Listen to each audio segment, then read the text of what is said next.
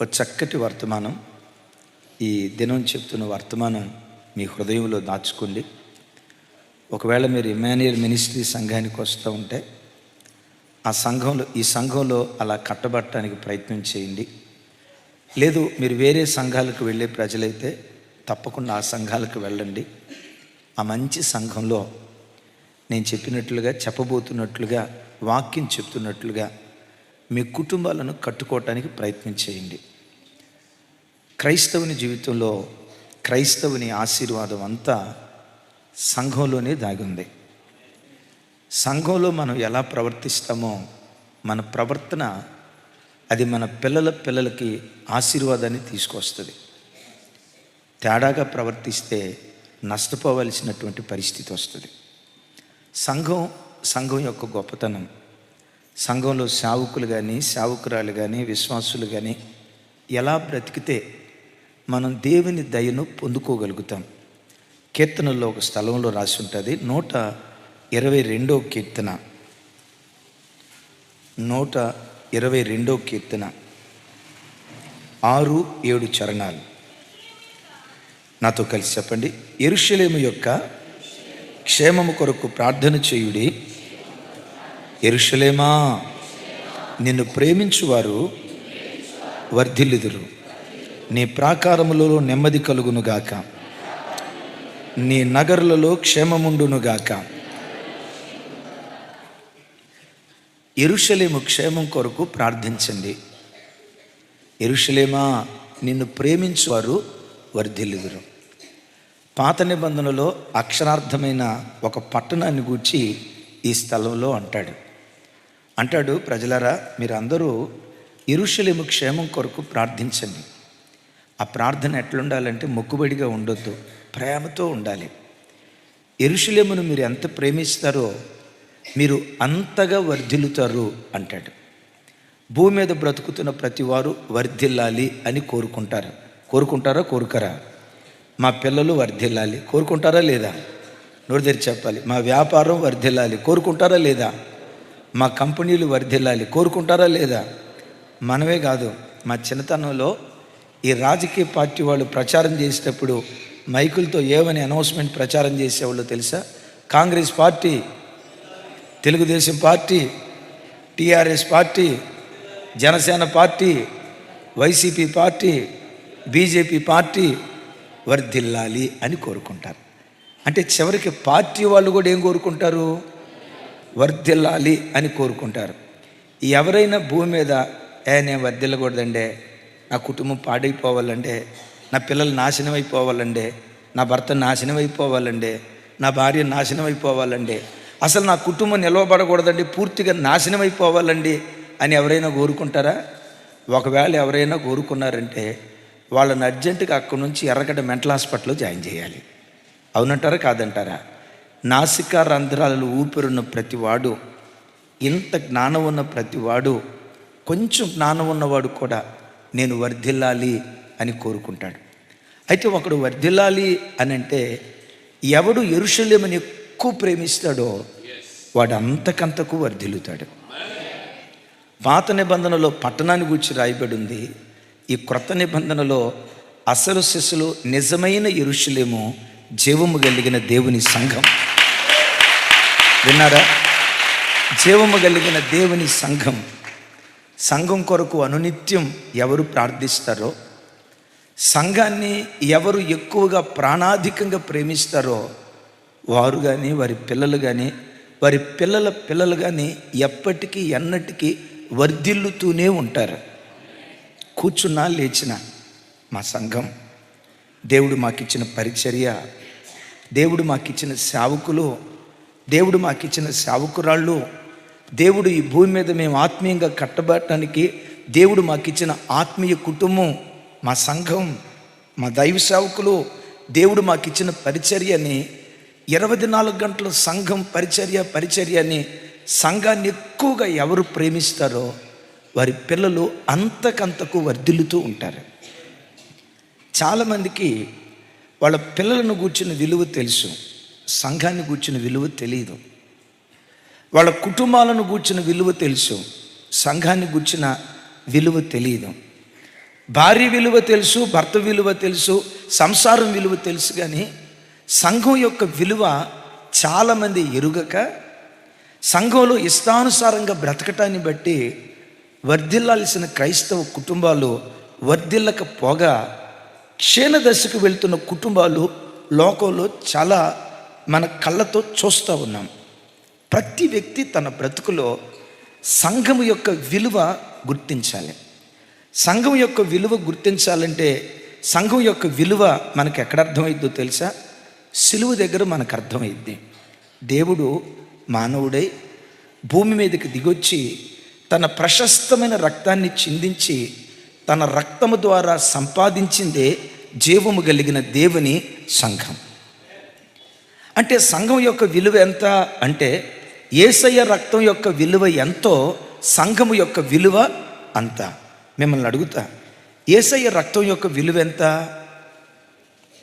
వాక్యం ఉంటుంది అమూల్యమైనది అని రాస్తుంది. చెప్పండి నోరు తెరిచి. అమూల్యమైనది అంటే మూల్యము చెల్లించలేనిది. ఈ ఫోన్ ఖరీదెంత? దీనికి వెల ఉంది. ఈ పెన్ను ఖరీదెంత? దీనికి వెల ఉంది. ఈ బైబిల్ ఖరీదెంత? 1000 రూపాయలు. ఈ నోట్బుక్ ఖరీదెంత? 100 రూపాయలు. లోకంలో ప్రతి దాన్ని వెలపెట్టి కొనగలం, కానీ వెలపెట్టి కొనలేనివి రెండే రెండు.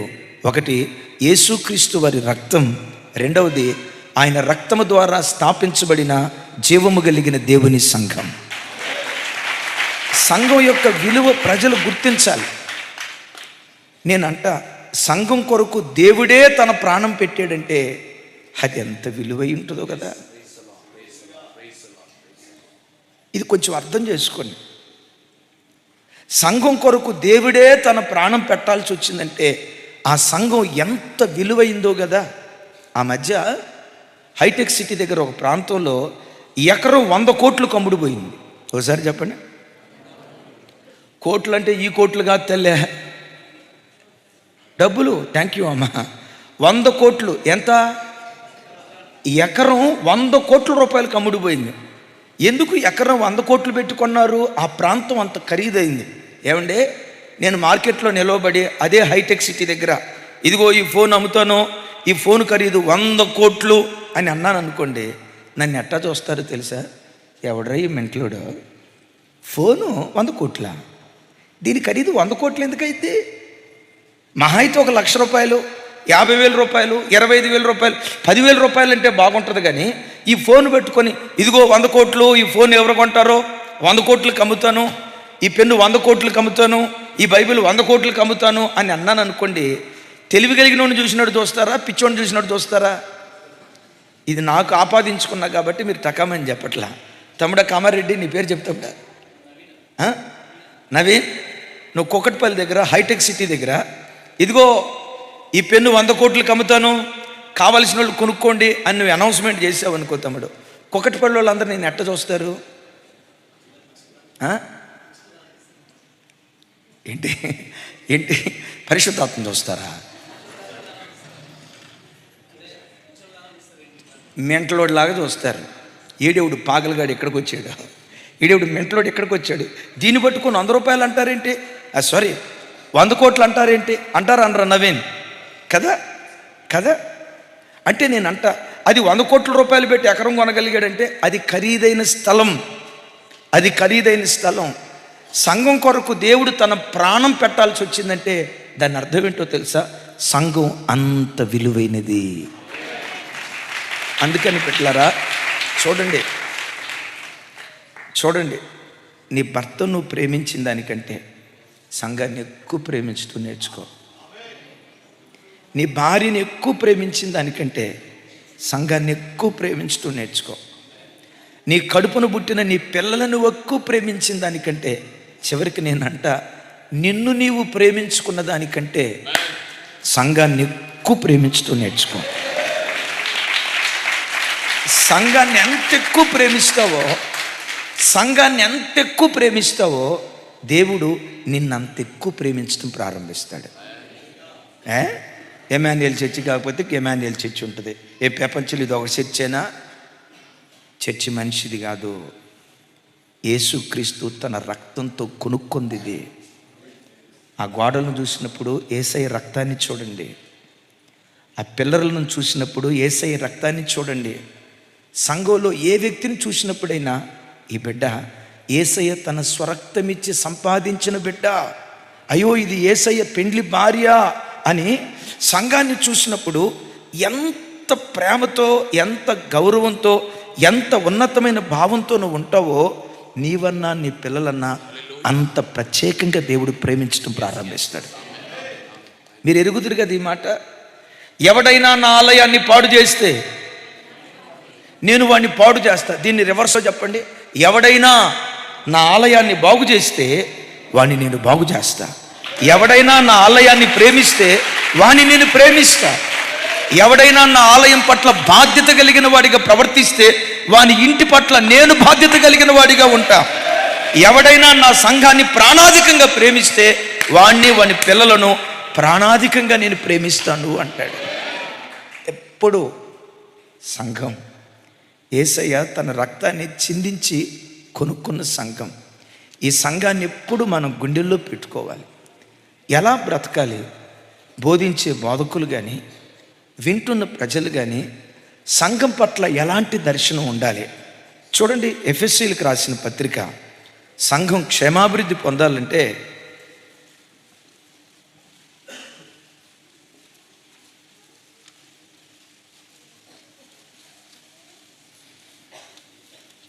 ఎఫెసీలకు రాసిన పత్రిక, అందరూ మీ బైబిల్ తెరవండి. 4వ అధ్యాయం 16, 17 వచనాలు నేను చదువుతాను.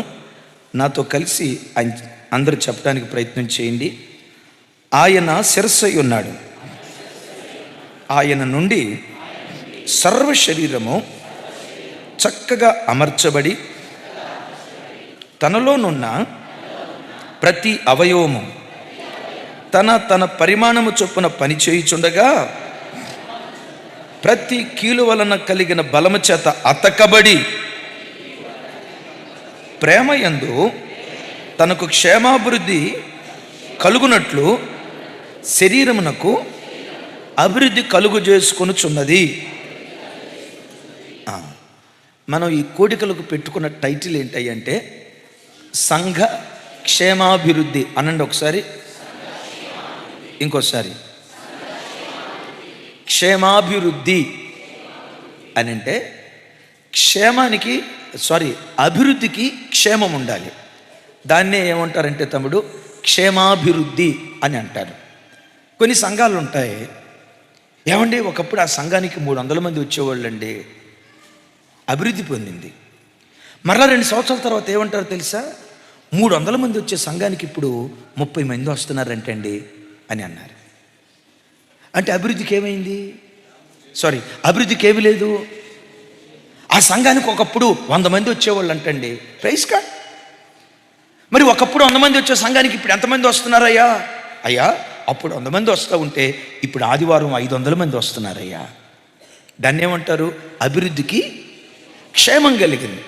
దేవుడు మనకిచ్చిన ఇమాన్యుయల్ పరిచర్యలు, దేవుని కృప ఎక్కడ ప్రారంభించినా క్షేమాభివృద్ధితో విస్తరించడానికి దేవుడు కృప చూపిస్తూ ఉన్నాడు. సూరారంలో 2 కుటుంబాలతో మనం ప్రారంభించాం. ఆ 2 కుటుంబాలు 200 కుటుంబాలు అయ్యాయి. ఆ 200 కుటుంబాలు 500 కుటుంబాలు అయ్యాయి. 500 కుటుంబాలు 1000 కుటుంబాలు అయ్యాయి. ఈరోజు ప్రతి ఆదివారం ఇంచుమించుగా ప్రతి ఆదివారం నా వైపు చూడాలి, ప్రతి ఆదివారం ఇంచుమించుగా 7,000 నుండి 10,000 మంది ప్రజలు ఆరాధనకు వస్తూ ఉన్నారు. ఒకప్పుడు ఎన్ని కుటుంబాలు? తర్వాత ఉప్పల్లో ప్రారంభించాం. ఉప్పల్లో ఓ స్థలంలో ప్రారంభించాం. వాస్తవంగా అది ఒకప్పుడు బార్ అండ్ రెస్టారెంట్ అంట. బార్ అండ్ రెస్టారెంట్ అంటే అదే మీ మెదక్లో ఉంటుంది కదా, వైట్ హౌస్. ఎంతమందికి తెలుసు వైట్ హౌస్? మీ చార్జయ్య గారే నాకు నేర్పాడు, నాకు తెలియదు అంతకు మునుపు. తమ్ముడా వైట్ హౌస్ లాంటిది అన్నట్టు. ఒకప్పుడు బార్ అండ్ రెస్టారెంట్. దేవుడు ఆ బార్ అండ్ రెస్టారెంట్ని ఈరోజు మందిరంగా దేవుడు మార్చాడు. ఆదివారం సాయంకాలం ఆరాధన ప్రారంభించాం. ఓ చిన్న గది ఒక 5-6 నెలల తర్వాత అది జరిపోట్ల. వెంటనే ఓ సంవత్సరం తర్వాత ఆదివారం ఉదయకాలపు ఆరాధన ప్రారంభించాం. ఉదయకాలం ఫుల్ అవుతుంది, సాయంకాలం ఫుల్ అవుతుంది. 3వ ఆరాధన ప్రారంభించాం. 2 ఆరాధనలు ఫుల్ అయిపోతూ ఉన్నాయి. దాన్ని ఆనుకొని ఇంకొక గది ఉంటే దాన్ని లీజుకు తీసుకున్నాం. ఈరోజు దేవుని కృప ప్రతి ఆదివారం 2 ఆరాధనలకు 2 రూమ్లు ఫుల్ అయిపోతా ఉన్నాయి. దీన్ని ఏమంటారు? క్షేమాభివృద్ధి. ఆ అభివృద్ధికి ఏముండాలి? ఒకప్పుడు 300 మంది వచ్చేవాళ్ళండి, ఇప్పుడు మాత్రం 30 మంది వస్తున్నారండి. అప్పుడు 30 మంది వచ్చేవాళ్ళండి, ఇప్పుడు 3 కుటుంబాలు వస్తున్నాయండి, ఓ 10 మంది వస్తున్నారు. అంటే ఆ అభివృద్ధికి ఏమీ లేదు. సంఘం ఎప్పుడు క్షేమాభివృద్ధి పొందాలి. ఆ అభివృద్ధికి క్షేమం ఉండాలి. యేసయ్యకి మహిమ కలుగును గాక. అందుకని యేసయ్య అంటారు కదా, 30 దొంతులుగా 60 దొంతులుగా 100 అంతలుగా. ముందు 30, ఇంకోసారి. మన మెదక్ ప్రాంతంలో కూడా దేవుడు అలా క్షేమాభివృద్ధి కలుగు చేస్తున్నాడు. అయితే సుమి, ఇప్పటి వరకు మనం చూసిన పరిచర్య వేరు. ఈ 2026లో రెట్టింపు మహిమతో కూడుకున్న పరిచర్య ఈ ప్రాంతంలో. తమ్ముడా, మీ ఎల్లారెడ్డి ప్రాంతంలో నేను కామారెడ్డి ఎందుకు పంపించాడో తెలుసా తమ్ముడు? అజయ్ అన్నకు నువ్వు కుడి భుజం, నువ్వు వాడికి వెళ్తే అన్నకు భుజం పోయినట్టు అయిపోయింది. మిమ్మల్ని ఎందుకు పంపించాడో తల్లి కామారెడ్డి? తమ్ముడిని అడిగి చెప్తావు తల్లి. అక్కడికి ఎందుకు పంపించాడంటే మీ ద్వారా అక్కడ చర్చి స్థాపించాలని దేవుడు ఆశపడ్డాడు. Okay, right. సంఘము అలా క్షేమాభివృద్ధి పొందాలి. సంఘము క్షేమాభివృద్ధి పొందాలంటే ఎలా బ్రతకాలి? చక్కటి వర్తమానం మీరు వింటూ తర్వాత యూట్యూబ్లో ఉంటుంది, అనేకులకు షేర్ చేయండి. ఇది ఒక ఇమాన్యుయల్ చర్చికి సంబంధించింది కాదు. చర్చ్ అంటే ఒక ఇమాన్యుయల్ చర్చే కాదు, సార్వత్రిక సంఘం. సార్వత్రిక సంఘం. ఏదో మన లోకంలో కొన్ని పేర్లు పెట్టుకున్నాం, ఇమాన్యుయల్ చర్చ్ అని, హెబ్రోన్ చర్చ్ అని, టీపీఎం అని, హోసన్న అని, ఏదో జనాలకు అర్థం అవటానికి పేర్లు పెట్టుకున్నాం. కానీ పరలోకంలో ఉండే సంఘం ఒకే ఒక్క సంఘం, సార్వత్రిక సంఘం. గట్టిగా చెప్తాం ఆమేన్. సరే, ఆ సంఘం క్షేమాభివృద్ధి పొందాలంటే ఎలా బ్రతకాలో కొన్ని మాటలు మరొకసారి మీకు జ్ఞాపకం చేస్తాను. చూడండి ఒకసారి ఆ మాటలు. 4వ అధ్యాయం నాతో కలిసి. ఆయన శిరస్సు అయి ఉన్నాడు, ఆయన నుండి సర్వశరీరము చక్కగా అమర్చబడి. నా వైపు చూడండి. సంఘానికి శిరస్సు ఎవరు?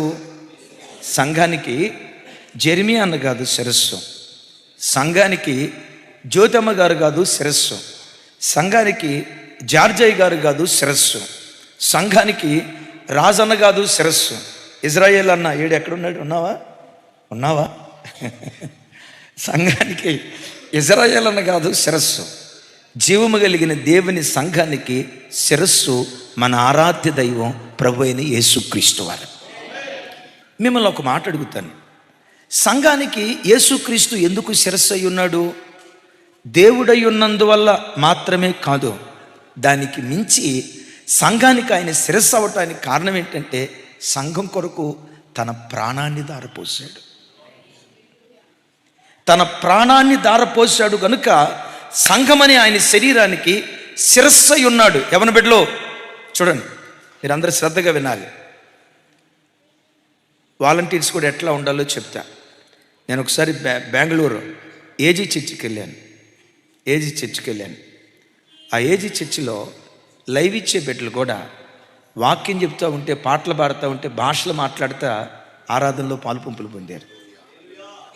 వాళ్ళు ముచ్చట్లాడుకున్నట్లుగా నేను చూడలా. ప్యాడు కొట్టేవాళ్ళు, తబలా కొట్టేవాళ్ళు, వాళ్ళు వాయిద్యాలు వాయిస్తూనే ఉన్నారు, భాషలు మాట్లాడుతున్నారు.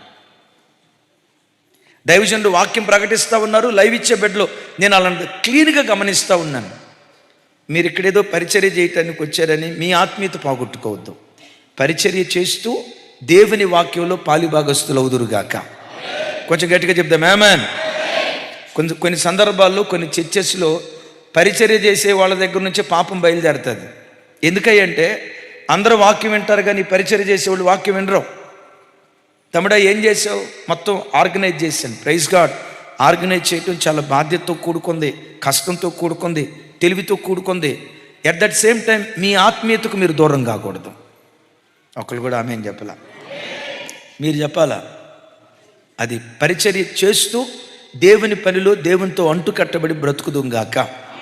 సరే, యేసుక్రీస్తు వారు సంఘానికి శిరస్సు ఎందుకు అయ్యారు అని అంటే దేవుడై ఉన్నందువల్ల కాదు, సంఘం కొరకు యేసయ్య తన ప్రాణాన్ని పెట్టాడు.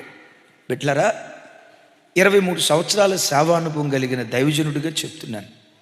సంఘానికి వచ్చే ప్రజల్లో ఏ ప్రజలైతే సంఘం కొరకు ప్రాణం పెడతారో, ఏ దైవజనుడు సంఘం కొరకు ప్రాణం పెడతాడో, యేసయ్య సంఘం కొరకు తన ప్రాణం పెట్టాడు. నా సంఘం కొరకు నేను ఎంత చేసినా తక్కువే, నేను ఎంత ఇచ్చినా తక్కువే, 10% ఇచ్చినా తక్కువే, 20% ఇచ్చినా తక్కువే, 50% ఇచ్చినా తక్కువే, చివరికి నా ప్రాణం ఇచ్చినా తక్కువేనని సంఘాన్ని ఎవరు ప్రాణాధికంగా ప్రేమిస్తారో ఆ కుటుంబాలను సంఘంలో దేవుడు శిరస్సుగా నిలవబెట్టడం ప్రారంభిస్తాడు. మీరు ఒక మాట ఎరుగుదురు. పరిశుద్ధ గ్రంథమైన బైబిల్లో అపోస్తులు 12 మంది ఉన్నారు. వారితో పాటు అపోస్తుడైన పౌలు వారు ఉన్నాడు. మీ అందరిని అడుగుతా, సహజంగా, సరే మిమ్మల్ని అడగటం కాదు, మా అయ్యగారు వాళ్ళని అడుగుతాను. ప్రభుదాస్ గారు, పేతురు గారి మొదలుకొని పౌలు గారి వరకు సేవకులు ఉన్నారు కదా, ఒకవేళ దేవుడు మీ దగ్గరకు వచ్చి, ప్రభుదాసా నీకు వరం ఇయ్యాలనుకుంటున్నా, ఫోన్తో ఆడుకునే వరం కాదు, నీకు వరం ఇయ్యాలనుకున్నా, నువ్వు పేతురులాగా సేవ చేయాలనుకుంటున్నావా, యోహానులాగా సేవ చేయాలనుకుంటున్నావా, యాకోబులాగా సేవ చేయాలనుకుంటున్నావా, అపోస్తలుడైన పౌలులాగా భూలోకాన్ని తలకిందులు చేసే సేవకుడు కావాలనుకున్నావా, నువ్వు ఏది కోరుకుంటే అది ఇస్తాను అని అన్నాడు అనుకోండి, ఎవరిలా సేవ చేయాలనుకుంటారు కదా? ఆయనే కాదు, విలియం గారిని అడిగిన అదే చెప్తాడు, కృపావరం గారిని అడిగిన అదే చెప్తాడు. నన్ను అడగండి, సరే వద్దులే, అడగొద్దులే. ఏ సేవకుడిని అడిగినా ఒకవేళ చేయాల్సి వస్తే పౌలులాగా సేవ చేయాలి అని అనుకుంటారు. నిజమే, అపోస్తుల్లో పౌలుది సింహభాగం, క్రొత్త నిబంధనలో సింహభాగం పౌలుదే. ఓ రకంగా చెప్పాలంటే యేసయ్య చేసిన పరిచర్య కంటే పౌలు మరెక్కువ పరిచర్య చేశాడు. యేసయ్య ఒక మాట అన్నారు కదా, నా యందు విశ్వాసం ఉంచువాడు నాకంటే గొప్ప కార్యాలు చేస్తాడన్నారే, అది ఎవరి జీవితంలో నెరవేర్చబడిందో లేదో కానీ అపోస్తుడైన పౌలు వారి జీవితంలో అక్షరాల దేవుడు నెరవేర్చాడు. ఎందుకు అక్షరాల దేవుడు నెరవేర్చాడు? ఎందుకో తెలుసా? అంటాడు, యేసుక్రీస్తు కృపావార్త నిమిత్తం నా ప్రాణము నాకు ఎంత మాత్రమూ ప్రియమైనది కాదు. అంటే దేవుని సంఘాన్ని, ఎబేస్ బ్రదర్, పౌలు ఎంత ప్రేమించాడు? దేవుని సంఘాన్ని ఎంత ప్రేమించాడు? తన ప్రాణం కంటే ఎక్కువ ప్రేమించాడు. గనుక అపోస్తులందరిలో సింహభాగం పౌలుదే. ఎందుకో చెప్పమంటారా? నేను ప్రకటించే నా యేసయ్య ఎవరి రుణాన్ని ఉంచుకోడు. వాని పనికి తగిన, ప్రయాసానికి తగిన జీతం దేవుడిస్తానే ఉంటాడు. ఎవరి రుణాన్ని దేవుడు ఉంచుకోడు. నువ్వు 10 రూపాయలు ఇస్తే నీకు 1,00,000 రూపాయలు ఇస్తాడు ఆయన. అట్లాగని నీకు కానుకూర్చి చెప్పట్లేదు. నా ప్రభు కొరకు నువ్వు ఎంత త్యాగం చేసుకుంటావో ఎవరి రుణాన్ని దేవుడు ఉంచుకోడు. ఒకసారి అది ఒక చరిత్ర. కొందరు అవును అంటారు, మరి కొందరు కాదు అంటారు. ఇంగ్లాండ్ దేశంలో ఓ ధనిక కుటుంబంలో పుట్టిన అబ్బాయి ఆడుకుంటూ బురదలో పడ్డాడు. ఆ బురద గుంటలో నుంచి బయటికి రావడానికి ఆ అబ్బాయి ఎంత ప్రయత్నం చేసినా రాలేకపోతున్నాడు. ఈలోపు ఇంకొక పేద ఆయన పిల్లోడు చూసి వాళ్ళ నాన్నని పిలిచాడు, నాన్న పలానా అబ్బాయి బురదలో కూరుకుపోయాడు, నాన్న చచ్చిపోబోతున్నాడు. వెంటనే ఆ తండ్రి ఊబిలోకి దూకి చచ్చిపోబోతున్న ఆ బిడ్డను కాపాడి శుభ్రంగా స్నానం చేయించి వేరు బట్టలేసి, బాబు మీ ఇల్లు ఎక్కడా, మీ నాన్న ఎవరు, అక్కడ డ్రాప్ చేస్తానని చెప్పి ఆ ఇంటికి తీసుకెళ్ళి డ్రాప్ చేశాడు. ఆ గడిలో వాళ్ళ నాన్న లేడు, కోటీశ్వరుడు. సరే, ఈ లోపు నాన్న వచ్చాడు. అప్పగించిన పెద్ద ఆయన తన ఇంటికి తాను వచ్చాడు, తన కొడుకుని తీసుకొని జరిగిందంతా చెప్పాడు. వెంటనే ఆ ధనవంతుడు నా కొడుకును ప్రాణాపాయపు స్థితి నుంచి తప్పించాడా? ఆయన ఒట్టి చేతులతో ఎట్లా పంపించారు? వాళ్ళ రుణాన్ని మనం ఉంచుకోవద్దు, వాళ్ళ ఇల్లు ఎక్కడా చెప్పారు. తన కొడుకుని తీసుకొని ఆ ఇంటికి వచ్చారు. అది పూరిల్లు. ఓ పేద ఆయన, ఆ పేద ఆయన కొడుకు చూసి అన్నాడు, అయ్యా మీరు ఇంత పేదోళ్ళా, నా కొడుకును ప్రాణాపాయపు స్థితి నుంచి తప్పించారు కదా, మీకు ఒక చక్కటి ఇల్లు కట్టిస్తా, కట్టించుకోండి. వద్దయ్యా, మేమే పెద్ద త్యాగం చేయాల, మానవతా దృక్పథంతో ప్రాణాపాయపు స్థితిలో ఉన్న అబ్బాయిని కాపాడాం అంతే. వెంటనే ఈ ధనవంతుడు అన్నాడట, అయ్యా మీ రుణం తీర్చుకోవాలని ఆశపడుతున్నా, ఇదిగో నాకు ఒక చిన్న అవకాశం ఇవ్వండి. మీరు పేదోళ్ళైనా నీటి విలువ కోల్పోలేదు, నాకు ఒక చిన్న అవకాశం ఇవ్వండి. మీ అబ్బాయిని చదివించట్లేదు కదా, మీ పేద స్థితిని బట్టి మీ అబ్బాయి నాకివ్వండి. మీ అబ్బాయే, మీ అబ్బాయిని నేను చదివిస్తా, ఎంత పెద్ద చదువుకుంటానన్నా చదివిస్తా, నాకు అవకాశం ఇవ్వండి అయ్యా. నా బిడ్డకు ప్రాణం పెట్టారు కదా, నా బిడ్డకు మీరు ప్రాణం పెడితే మీ బిడ్డకు చదివిచ్చి కొంతైనా రుణం తీర్చుకోవాలనుకుంటున్నా. ఎందుకు అడిగాడో తెలుసా? ఒక మనిషికి ఎదుటివాడి రుణం ఉంచుకోవటం ఇష్టం ఉండదు. మనిషికే ఆ మనసు ఉంటే దేవుడి ఇంకెంత గొప్ప మనసు కలిగిన వాడు. ఎవ్వరి రుణాన్ని దేవుడు ఉంచుకోడు. వాని ప్రయాసానికి తగిన జీతం దేవుడిస్తానే ఉంటాడు, వాని పనికి తగిన ప్రతిఫలం దేవుడిస్తానే ఉంటాడు. ఎవ్వరి రుణాన్ని దేవుడు ఉంచుకోడు. ఈ మందిరం కట్టేటప్పుడు వెల్డింగ్ చేసిన బిడ్డలు ఉన్నారు, వాళ్ళ రుణం నా యేసయ్య ఉంచుకోడు. ఇటుకలు ఎత్తిన చెల్లెళ్ళు ఉన్నారు, కంకర కలిపిన చెల్లెళ్ళు ఉన్నారు, ఇటుకలు తీసుకొచ్చిన చెల్లెళ్ళు ఉన్నారు. మీ వంతు ప్రయత్నం మీరు చేసిన డబ్బులు ఇచ్చిన బిడ్డలు ఉన్నారు, వేల రూపాయలు ఖర్చు పెట్టిన బిడ్డలు ఉన్నారు. దేవుని కృప, ఈ మందిర నిర్మాణానికి ఖర్చు ఒకే కుటుంబం, మన సెంట్రల్ చర్చిలో ఒకే కుటుంబం భరించింది. ఒక్క కుటుంబం దరిదాపుగా 20 లక్షల రూపాయలు ఖర్చు పెట్టి ఒకే కుటుంబం ఈ ఖర్చు అంతా భరించిందండి. ఒక్క కుటుంబం. ఆ బిడ్డల్ని దేవుడు మర్చిపోవడం. ఎందుకంటే నా దేవుని మనసు ఎవరి రుణాన్ని ఉంచుకోడు. సరే, ఆ బిడ్డను చదివిస్తానని చెప్పి చదివించడం ప్రారంభించాడు. అతడే పెరిగి పెద్దవాడై పెన్సిలిన్ ఇంజెక్షన్ కనుక్కున్న గొప్ప శాస్త్రవేత్తగా మార్చబడ్డాడు. ఆ వ్యక్తి పేరే అలెగ్జాండర్ ఫ్లెమింగ్స్. పెన్సిల్ ఇంజెక్షన్ కనుక్కున్నాడు. అద్భుతం. ఈ పెద్ద ఆయన ధనవంతుడు కొడుకున్నాడే, ఆయన పెరిగి పెద్దవాడై ఇంగ్లాండ్ దేశానికి ప్రెసిడెంట్ అయ్యాడు. ఆయన పేరే చర్చిల్, విన్సెంట్ చర్చిల్ అని అంటారు. విన్సెంట్ ఏదో మొత్తానికి కన్ఫర్మ్ చర్చిల్ ఇంగ్లాండ్ దేశానికి అధ్యక్షుడు అయ్యాడు, ప్రధానమంత్రి అయ్యాడు. ఒకానొక సందర్భంలో ఆయనకు నిమోనియా వ్యాధి వచ్చింది చర్చిల్కి. ఆ నిమోనియా వ్యాధికి విరుగుడు ఈ అలెగ్జాండర్ ఫ్లెమింగ్స్ కనుక్కున్నటువంటి పెన్సిల్ ఇంజెక్షన్. చూసారా, ఒక మనిషి ఎదుటివాడి రుణాన్ని ఉంచుకోకపోతే నా దేవుడు ఎందుకు ఉంచుకుంటాడు? అందుకని అమ్మా మందిరాన్ని గురించి మాట్లాడేటప్పుడు, సేవకుల గురించి మాట్లాడేటప్పుడు, సంఘాన్ని గురించి మాట్లాడేటప్పుడు నీ ఇల్లు కంటే, నీ పిల్లల కంటే, నీ భార్య కంటే, నీ వ్యాపారం కంటే, నీకు కలిగిన ప్రతి దానికంటే దేవుడు నాకు ఇచ్చిన సంఘం, దేవుడు నాకు ఇచ్చిన పరిచర్యని, సంఘం కొరకు ఎవరు ప్రాణం పెడతారో వాళ్ళను దేవుడు శిరస్సులాగా నిలవబెడతాడు.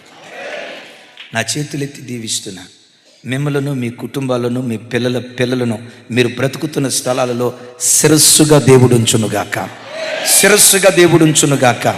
పెద్దగా చెప్దాం, శిరస్సుగా ఉంచునుగాక. అయితే శిరస్సుగా ఉంచాలి అంటే యేసయ్య సంఘానికి శిరస్సు అయ్యాడు. ఊరకగాల. ఎందుకు శిరస్సు అయ్యాడు? సంఘం కొరకు తన ప్రాణం పెట్టాడు. నీ కుటుంబం కంటే, నీ పిల్లల కంటే సంఘాన్ని మరెక్కువగా మనం ప్రేమించుదుగాక. సరే, క్రీస్తు సంఘమునకు శిరస్సు అయి ఉన్నాడు అని చెప్పి ఆ శిరస్సు ఆ తర్వాత వివరిస్తూ భలే చక్కటి మాట అంటాడు. చూడండి ఆ మాట నాతో కలిసి. ఆయన నుండి సర్వ శరీరము చక్కగా అమర్చబడి తనలోనున్న ప్రతి అవయవము తన పరిమాణము చొప్పున పనిచేయుచుండగా. ఇంకొకసారి, ఆయన నుండి సర్వ శరీరము చక్కగా అమర్చబడి. ఇక్కడ పౌలు గారు శరీరంతో పోలుస్తూ శిరస్సు ఎవరు? యేసుక్రీస్తు. ఈ శిరస్సు అయిన యేసుక్రీస్తు సంఘంలో ఉన్న ప్రతి వ్యక్తిని చక్కగా అమర్చాడట. ఎలా అమర్చాడు? నా వైపు చూడండి. దేవుడు శరీరాన్ని ఎట్లా అమర్చాడు చూడండి. తల, మొండెం. తలను మొండాన్ని కలిపేది ఏది? పెద్దగా చెప్పాలి. ఏమండి? మేడ కాదు. నువ్వు మేడకి వెళ్తే ఎట్లాగే మెడ. చెప్పండి ఏంటమ్మా? శిరస్సును శరీరాన్ని కలిపేది మెడ. ఈ మెడ తర్వాత చేతులు. చేతులు ఎక్కడ అమర్చాడు? ఎక్కడ అమర్చాడు? ఇక్కడ అమర్చాడు. చేతులు ఇక్కడ అమర్చాడు. రైట్. ఒకసారి ఊహించండి.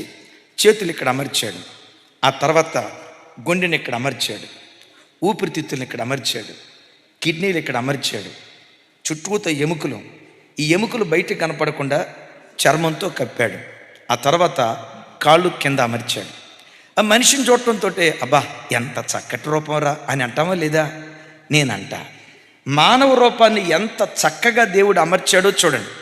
ఊహించండి. ఆ శిరస్సు శరీరాన్ని చక్కగా అమర్చింది అని అన్నాడు కదా తమ్ముడు నవీన్. ఒక మాట, నీ పేరే చెప్తున్నాను అనుకోక తమ్ముడు, నీ పేరు నాకు బాగా తెలుసు. మీ మామయ్య గారు బాగున్నారా అడిగానని చెప్పు. సరే, నీ పేరేం పేరేనా? నా పేరు, నీ పేరు కాదు, బన్సీలాల్. రైట్. చూడండి. రైట్. దేవుడు చేతులు ఇక్కడ అమర్చకుండా ఒక మాట, ఈ తల మీద చెయ్యి అమర్చుంటే, ఒక మాట, ఈ చెయ్యి ఎక్కడ అమర్చుంటే,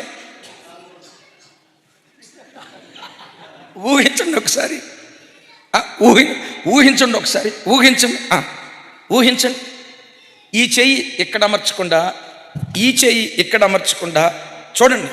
ఈ చెయ్యి తీసుకెళ్ళి ఇక్కడ పెట్టి, ఈ చెయ్యి తీసుకెళ్ళి ఇక్కడ పెట్టుంటే ఏం చేయను?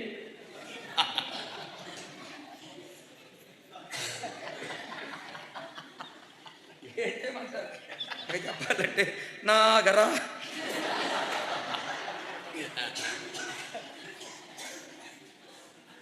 ఎందుకు పనికిరాదు. దేవుడు శరీరాన్ని ఎంత చక్కగా అమర్చాడో ఆ చక్కటి అమరికే మనిషి బ్రతకటానికి కారణమైంది, మనుగడ సాగించటానికి కారణమైంది. ఊహించండి. దేవుడు కళ్ళు ఎక్కడ పెట్టాడు? ఎంత అనంత జ్ఞానో చూడండి. చక్కగా అమర్చాడు శరీరాన్ని. నా వైపు చూడండి. శరీరాన్ని ఎట్లా అమర్చాడో సంఘాన్ని కూడా దేవుడు అలా అమర్చాడు. సంఘాన్ని దేవుడు అనాథగా చేయలేదు. విన్నారు ఈ మాట? దేవుడు కళ్ళని ఎక్కడ అమర్చాడు? అమ్మా నాగారం, ఎక్కడ అమర్చాడు? తలలో అమర్చాడా? ఆ తలలో ఎక్కడ అమర్చాడు? ఇది కూడా తలేగా. ఒకవేళ కళ్ళు ఇక్కడ అమర్చి ఉంటే,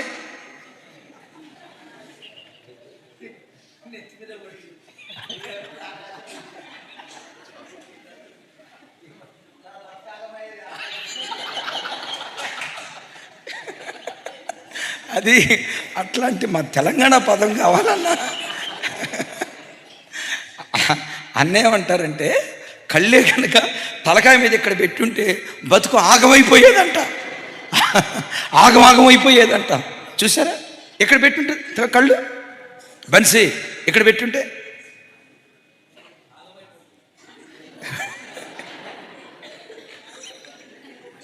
అన్న ఎవరో నిన్ను ఆగం చేయాల్సిన అవసరంలా. ఎందుకు? ఎక్కడున్నాయి? సరే, ఒకవేళ ఇక్కడ పెట్టకుండా ఈ కళ్ళుని తీసుకుని వెళ్ళి, చూడండి, ఈ కళ్ళుని తీసుకొని వెళ్ళి ఇక్కడ పెట్టుంటే అంతా చీకట. గాజు పెంకు మీద కూర్చోటంతో 2 కళ్ళు పోతాయి తల్లి. ఇక అప్పుడు కళ్ళజోడు పెట్టుకోవడానికి కూడా అవకాశం ఉండేది కాదు నీకు. విన్నారా? దేవుడు శరీరాన్ని ఎంత చక్కగా అమర్చాడో సంఘాన్ని కూడా అలా చక్కగా అమర్చాడు. పాత నిబంధనలో హైరార్కీ ఉంది చూసారా? సంఘానికి శిరస్సు యేసుక్రీస్తు వారు. ఓకే, శరీరము ఆయన సంఘం. శిరస్సును శరీరాన్ని కలిపేది మెడ అని చెప్పాం కదా. శిరస్సును మొండాన్ని కలిపేది మెడ అని చెప్పే కదా. యేసుక్రీస్తును విశ్వాసులను కలిపే ఆ మెడే దేవుని సేవకులు. వీళ్ళిద్దరినీ ఐక్యపరుస్తూ ఉంటాడు. సరే గమనించండి. పాత నిబంధనలో సేవకుల స్ట్రక్చర్ ఎట్లుండేదంటే, చూడండి, శరీరాన్ని ఎంత చక్కగా అమర్చాడో సంఘాన్ని కూడా, పాత నిబంధన సంఘాన్ని కూడా అలా అమర్చారు. ఎలా? ప్రధాన యాజకుడు అనండి, యాజకుడు, లేవీయులు, ఇశ్రాయేలీయులు.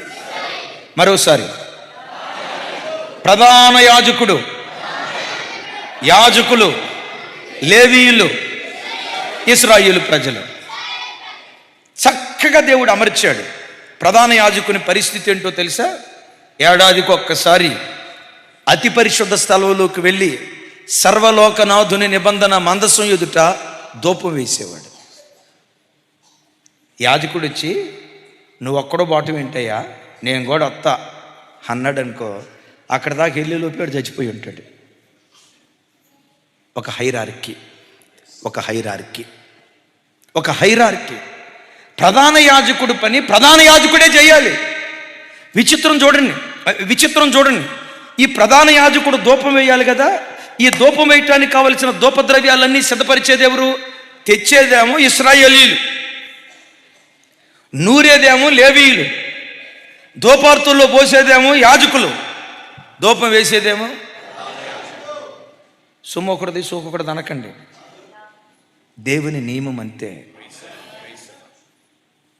ఏమంటే మేము తీసుకొచ్చామండి, ఆ ధూపార్తులు తీసుకొచ్చింది ఎవరు? మేము తీసుకొచ్చామండి, కాబట్టి మేము అతి పరిశుద్ధ స్థలానికి వెళ్తాం అని ఇశ్రాయేలీయులు అనకూడదు. వీటిని దంచింది ఎవరండి? మేమండి. అరే, ఆ ధూపార్తుల్లో పోసే పని మాకు అప్పగించారు, కానీ లోపలికి రావడానికి అవకాశం ఎవరా అని యాజకులు అనకూడదు. ఇప్పుడు యాజకులు ఉన్నారు, లేవీయులు ఉన్నారు. బలిపీఠ మీద బలర్పించేది ఎవరయ్య అంటే యాజకులు. విన్నారా? ఈ బలర్పించడానికి కావలసిన బలి జంతువుని తీసుకొచ్చేది ఎవరు? ఇశ్రాయేలీయులు. దాన్ని చంపి తోలొల్చేది ఎవరు? లేవీయులు. నాయనా, ఆ కత్తి ముద్దుబారిపోయింది, ఆ కత్తి ఆడేం లేదులే తమ్ముడు, ఆ కత్తి ముద్దుబారిపోయింది, కొంచెం నూరుకురా అని లేవీయులకు చెప్తే లేవీయుడు వెళ్ళి కత్తి నూరేవాడు. నూరిని కత్తి తీసుకొచ్చి ఇక నాకు ఇచ్చాడు కదా, ఇంత దాకా చేశానంటే బలి కూడా నేను అర్పిస్తాను అని లేవీయుడు బలిపీఠం ఎక్కడానికి అవకాశం లేదు. విన్నారా? దేవుడు ఎవరికి ఏ పని అప్పగించాడో ఆ పనిలో నమ్మకంగా ఉండటం. యేసయ్యకు మహిమ కలుగును గాక. అంటే దాన్ని అంతటిని రూల్ చేసేది ఎవరు? ప్రధాన యాజకుడు. ప్రధాన యాజకుని రూల్ చేసేది ఎవరు? చెప్పాలి. ప్రధాన యాజకుని రూల్ చేసేదేమో దేవుడు. నా ప్రభు బిడ్డలారా, దేవుడు ఈ ఇమ్మాన్యుయల్ మినిస్ట్రీస్ని ప్రేమించి మన పరిచర్యకు ఎప్పటికీ ఎన్నటికీ శిరస్సు మన ఆరాధ్య దైవం ప్రభు అయిన యేసుక్రీస్తు. యేసుక్రీస్తు వారిని శిరస్సుగా చేసుకొని మేమేదైనా ఒక స్టెప్ తీసుకోవాలంటే, మా దగ్గర డబ్బు ఉంది చేద్దాం, నో. తెలివితేటలు ఉన్నాయి చేద్దాం, మనమేం తెలివి కలిగిన వాళ్ళం కాదు, అది వేరే సంగతి, చేద్దాం, నో. మేము ఏ నిర్ణయం తీసుకున్నా ప్రధాన యాజకులుగా మందిరంలో ఉన్న నేను కానీ దైవ సేవకురాలు కానీ మేము ఏదైనా ఒక ఆలోచన తీసుకుంటే అది దేవుని యొద్ద నుంచి మాత్రమే తీసుకుంటాం. Praise the Lord. ఇప్పుడు ప్రధాన యాజకులుగా మేము ఒక ఆలోచన తీసుకొని యాజకులుగా ఉన్న తమ్ముళ్ళకి చెప్పాం. ఇప్పుడు కొత్తగా సేవకు వచ్చిన పిల్లలు వాళ్ళు లేవీయులు, వీళ్ళు యాజకులు. దేవుడు మమ్మల్ని ప్రధాన యాజకులుగా పెట్టాడు.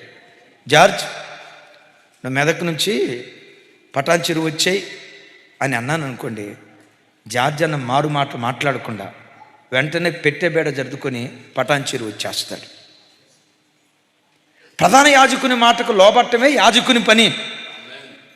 నేను 3.5 సంవత్సరాలు 4 సంవత్సరాలు మెదక్లో కష్టపడ్డానన్నా, ఆ ఇంటికి తిరిగానన్నా, నన్ను ఎందుకు ట్రాన్స్ఫర్ చేస్తారు అని అన్నారా, స్ట్రక్చర్ అంతా ఫెయిల్ అయిపోద్ది. సరే, ఒకవేళ నేను జార్జ్ అన్నని హైదరాబాద్ రమ్మన్నాను, అన్నకు రావటం ఇష్టం, మీరొచ్చి అన్నా మాకు జార్జ్ అన్నే కావాలా, జార్జ్ అన్న లేకపోతే ఎట్లా, అజయ్ అన్న లేకపోతే ఎట్లా, రాజు అన్న లేకపోతే ఎట్లా అని మీరు అనకూడదు, మేము వినకూడదు. నా తెలుగు అర్థం కాలేదమ్మా. అక్క మీది రాజపేట, ఎక్కడ? రాజపేటనా? అన్నా జార్జ్ అని ఎంత కష్టపడ్డాడు మీకేం తెలుసు అన్నా? నాకు తెలియదు. మరి నీకు ఒకదానికే తెలుసు.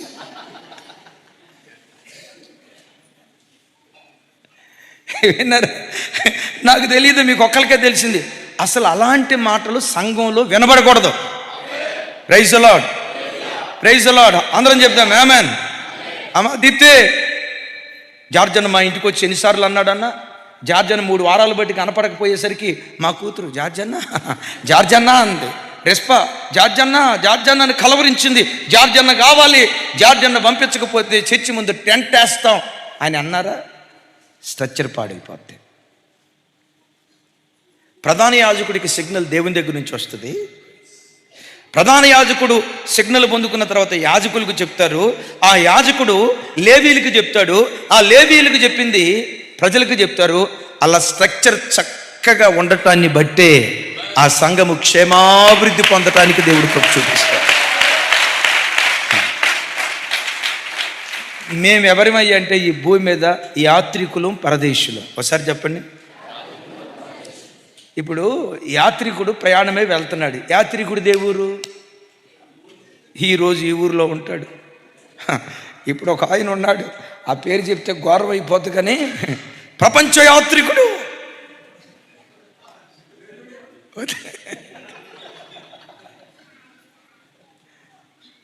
విన్నారా? యాత్రికుడు దేవురు. అమ్మ ఏ ఊరు తల్లి? మీది భీమవరమే కదా? మీది భీమవరమే కదా తల్లి? మీరేనమ్మా షాపూర్లో ఉండేవాళ్ళు కదా, భీమవరమేనా? చూసారా, మేము వాళ్ళ ఇంటికి వెళ్ళింది 2004-05 ఆ ప్రాంతంలో. ఇప్పటికీ వాళ్ళ ఊరి పేరు ఏదో గుర్తు నాకు. సరే వినండి. రాజుగారు మీ నాన్నగారు అదే రామకృష్ణరాజు, ఆ పేరు ఎందుకులే ముందుదాం అనవసరంగా. రైట్. హల్లెలూయా. గట్టిగా చెప్దాం హల్లెలూయా. మరోసారి చెప్దాం హల్లెలూయా. యాత్రికుడు దేవురు. యాత్రికుడు దేవురు. అది ఇప్పుడు నేను ఎవరినో తెలుసా? యాత్రికుడిని. నన్ను కొంతమంది వచ్చి అంటారు, అన్నా మీరు ఆంధ్ర వాళ్ళు అంట కదా అన్నారు. నేనేమన్నాను తెలుసా?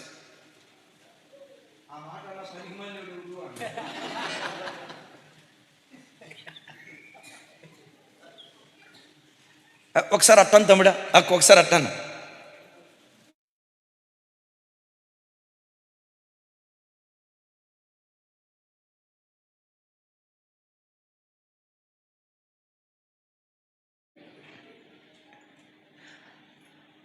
అన్నా మీరు తెలంగాణ వాళ్ళు అంట కదా అన్నారు.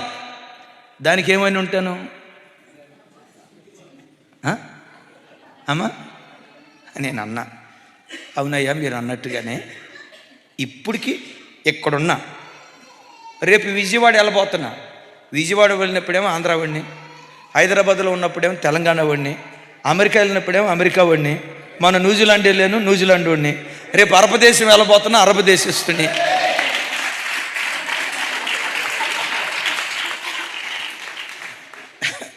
సలాం అలైకుం. యాత్రికులు. సేవకుడు ఒక ఊరు ఉండదు. ఎవరైనా మా దగ్గరకు వచ్చి, ఏమన్నా పాస్టర్ గారు మా ప్రాంతానికి వచ్చి మీరు ఎట్లా సేవ చేస్తారు? ఎవరు చెప్పారండి మీకు అధికారం ఎవరు ఇచ్చారు? ఎవరు పిచ్చి మహారాజా కృపావరం నువ్వు ఇచ్చేదేంటి? హైకమాండ్ ఇచ్చింది.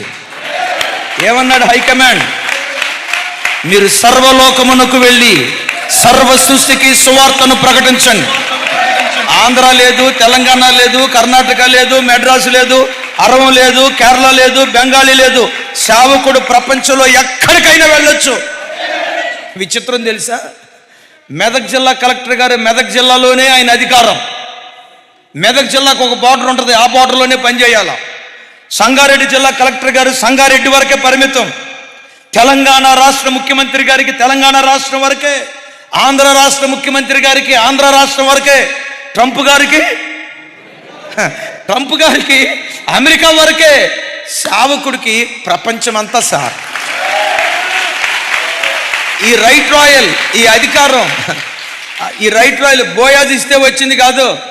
బోయాజ్ వచ్చి మా ఊరు రండి అని ఆయన పిలిస్తే మేము పోయి నువ్వు రాకూడదు. బోయాజ్ ఎవరు? కోనికిస్క. ఆ తర్వాత మాట అనలేను. బోయాజ్ ఎవరు? కోనికిస్క. ఆ కమాండ్ ఎవరి దగ్గర నుంచి వచ్చింది? భూమి ఆకాశాలను సృజించిన సర్వోన్నతుడైన దేవుడు సేవకుడితో మాట్లాడిన మాట. అది ఏ సేవకుడైనా, అది హెబ్రోన్ సంస్థ, పెంతుకోస్ సంస్థ, టీపీఎం, ఐపీసీఆ, ఏదైనా ఇండిపెండెంట్ చర్చ్ అయినా ఏదైనా, దేవుడు సేవకుడికి అధికారాన్ని ఇచ్చాడు. గట్టిగా చెప్తే ఆమేన్. ఈ స్కూల్ టీచర్ గారు ఈ స్కూల్లోనే పాఠం చెప్పాలా, ఈ స్కూల్ హెచ్ఎం అధికారం ఈ స్కూల్లోనే ఉంటుంది, ఇంకో స్కూల్లో పనిచేయదు. కానీ సేవకుడు ఉన్నాడు చూసారా, ఏ స్థలములో దేవుని చిత్తానుసారంగా అడుగు పెట్టడానికైనా దేవుడు అధికారం ఇచ్చాడు. ఇప్పుడు చెప్పండి, సేవకుడు ఏ ఊరు? సేవకుడు ఏ ఊరుకు చెందినోడు? అమ్మ ఏ ఊరు? తెనాలే? అమ్మ జ్ఞానానందం ఏ ఊరమ్మా? మెదక్క. జార్జన్ ఏ ఊరు? జార్జన్ ఏ ఊరిలో ఉంటాడు? ఏమో దేవుడికే తెలుసు. రాజన్ ఏ ఊరిలో ఉంటాడు? ఏమో దేవుడికే తెలుసు. అజయ్ అన్న ఏ ఊరిలో ఉంటాడు? తమ్ముడా అది అది అందుకని సేవకుల్ని దేవుడు ఒక హైరార్కీ, సంఘానికి ఈయన ప్రధాన యాజకులు, వీళ్ళు యాజకులు, వీళ్ళు లేవీయులు, వీళ్ళు విశ్వాసులు, వీళ్ళు పరిచారకులు, వీళ్ళది పని అని శరీరంలో ఉన్న అవయవాలన్నిటినీ చక్కగా దేవుడు అమర్చినట్లుగా సంఘంలో ఉన్న ప్రతి బిడ్డను ఆయా పని నిమిత్తం దేవుడు అమర్చాడు. అయితే ఒకటి వినండి, దేవుడికి అప్పగించిన స్థానంలోనే ఉండి మనం పని చేయాలి. నీకు అప్పగించిన పని గొప్పదా అల్పమైనదా ఎప్పుడు ఆలోచించొద్దు. నీకు అప్పగించిన పని గొప్ప పనా చిన్న పనా ఎప్పుడు ఆలోచించొద్దు. నేను సంఘ పెద్దగా కూర్చోబెట్టారా చిన్నపిల్లడుగా కూర్చోబెట్టారా ఎప్పుడు ఆలోచించొద్దు. దేవుడు నీకు అప్పగించిన పని ఏదైనా అప్పగించిన పనిలో నమ్మకంగా బ్రతకటం ప్రారంభించు. నాకెట్లా పని అప్పగిస్తారన్నా నేనేంటి అని అనొద్దు. శరీరం నిజంగా అలా అనుకుంటే ఈరోజు మనిషి పరిస్థితి ఎలా ఉంటుందో చెప్తా. భోజనం దేంతో చేస్తాం? భోజనం నోటికి అందించుకునేది ఏ చేత్తో? భోజనం తినేది ఏ చేత్తో? కుడి చేత్తో. మనిషి విసర్జించిన మలాన్ని ఏ చేత్తో గడుగుతాం? ఎప్పుడైనా ఈ చెయ్యి నన్ను మలం గడగటానికి వాడతారా? ఏం నాకెందుకు ఈ అన్యాయం? ఏమి ఈ చేతికి ఉన్నట్లుగా నాకు ఈ చేతికి ఉన్నట్లుగా 5 వేళ్ళు, ఈ చేతికి 5 వేళ్ళు లేవా? దీనికి బొట్టన వేలు ఉంది, నాకు లేదా?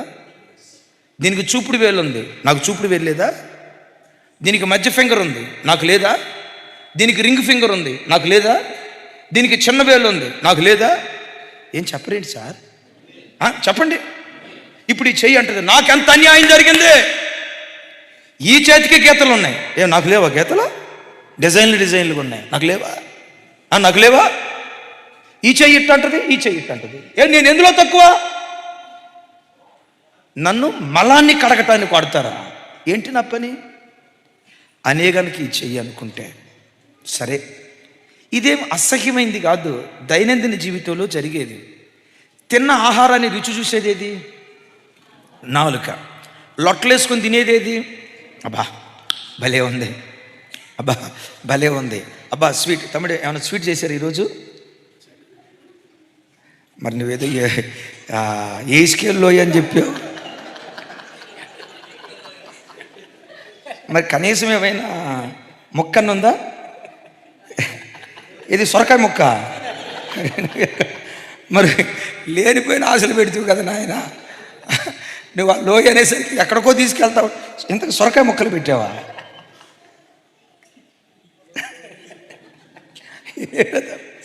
దోసకాయ ముక్కలా?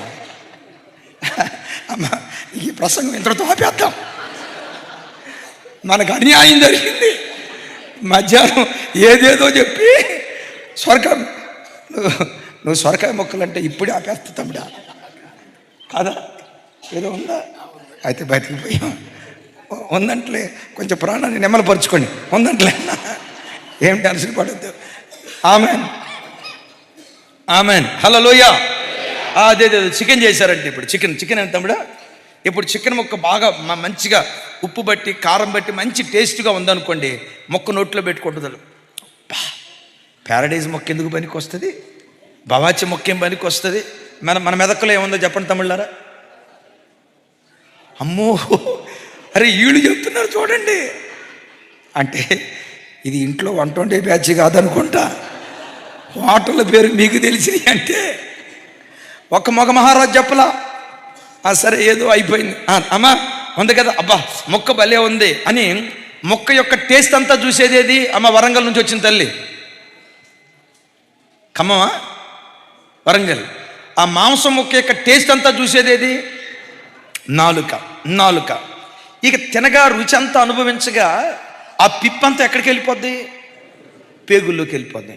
ఇక పేగుల్లో నుంచి బయటకు వచ్చే మలం ఉంది చూసారా, ఆ మలాన్ని విసర్జించేది రహస్య అవయవం కదా.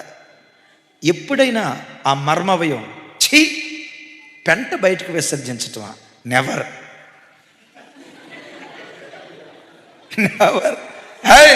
నేను పని చేయను.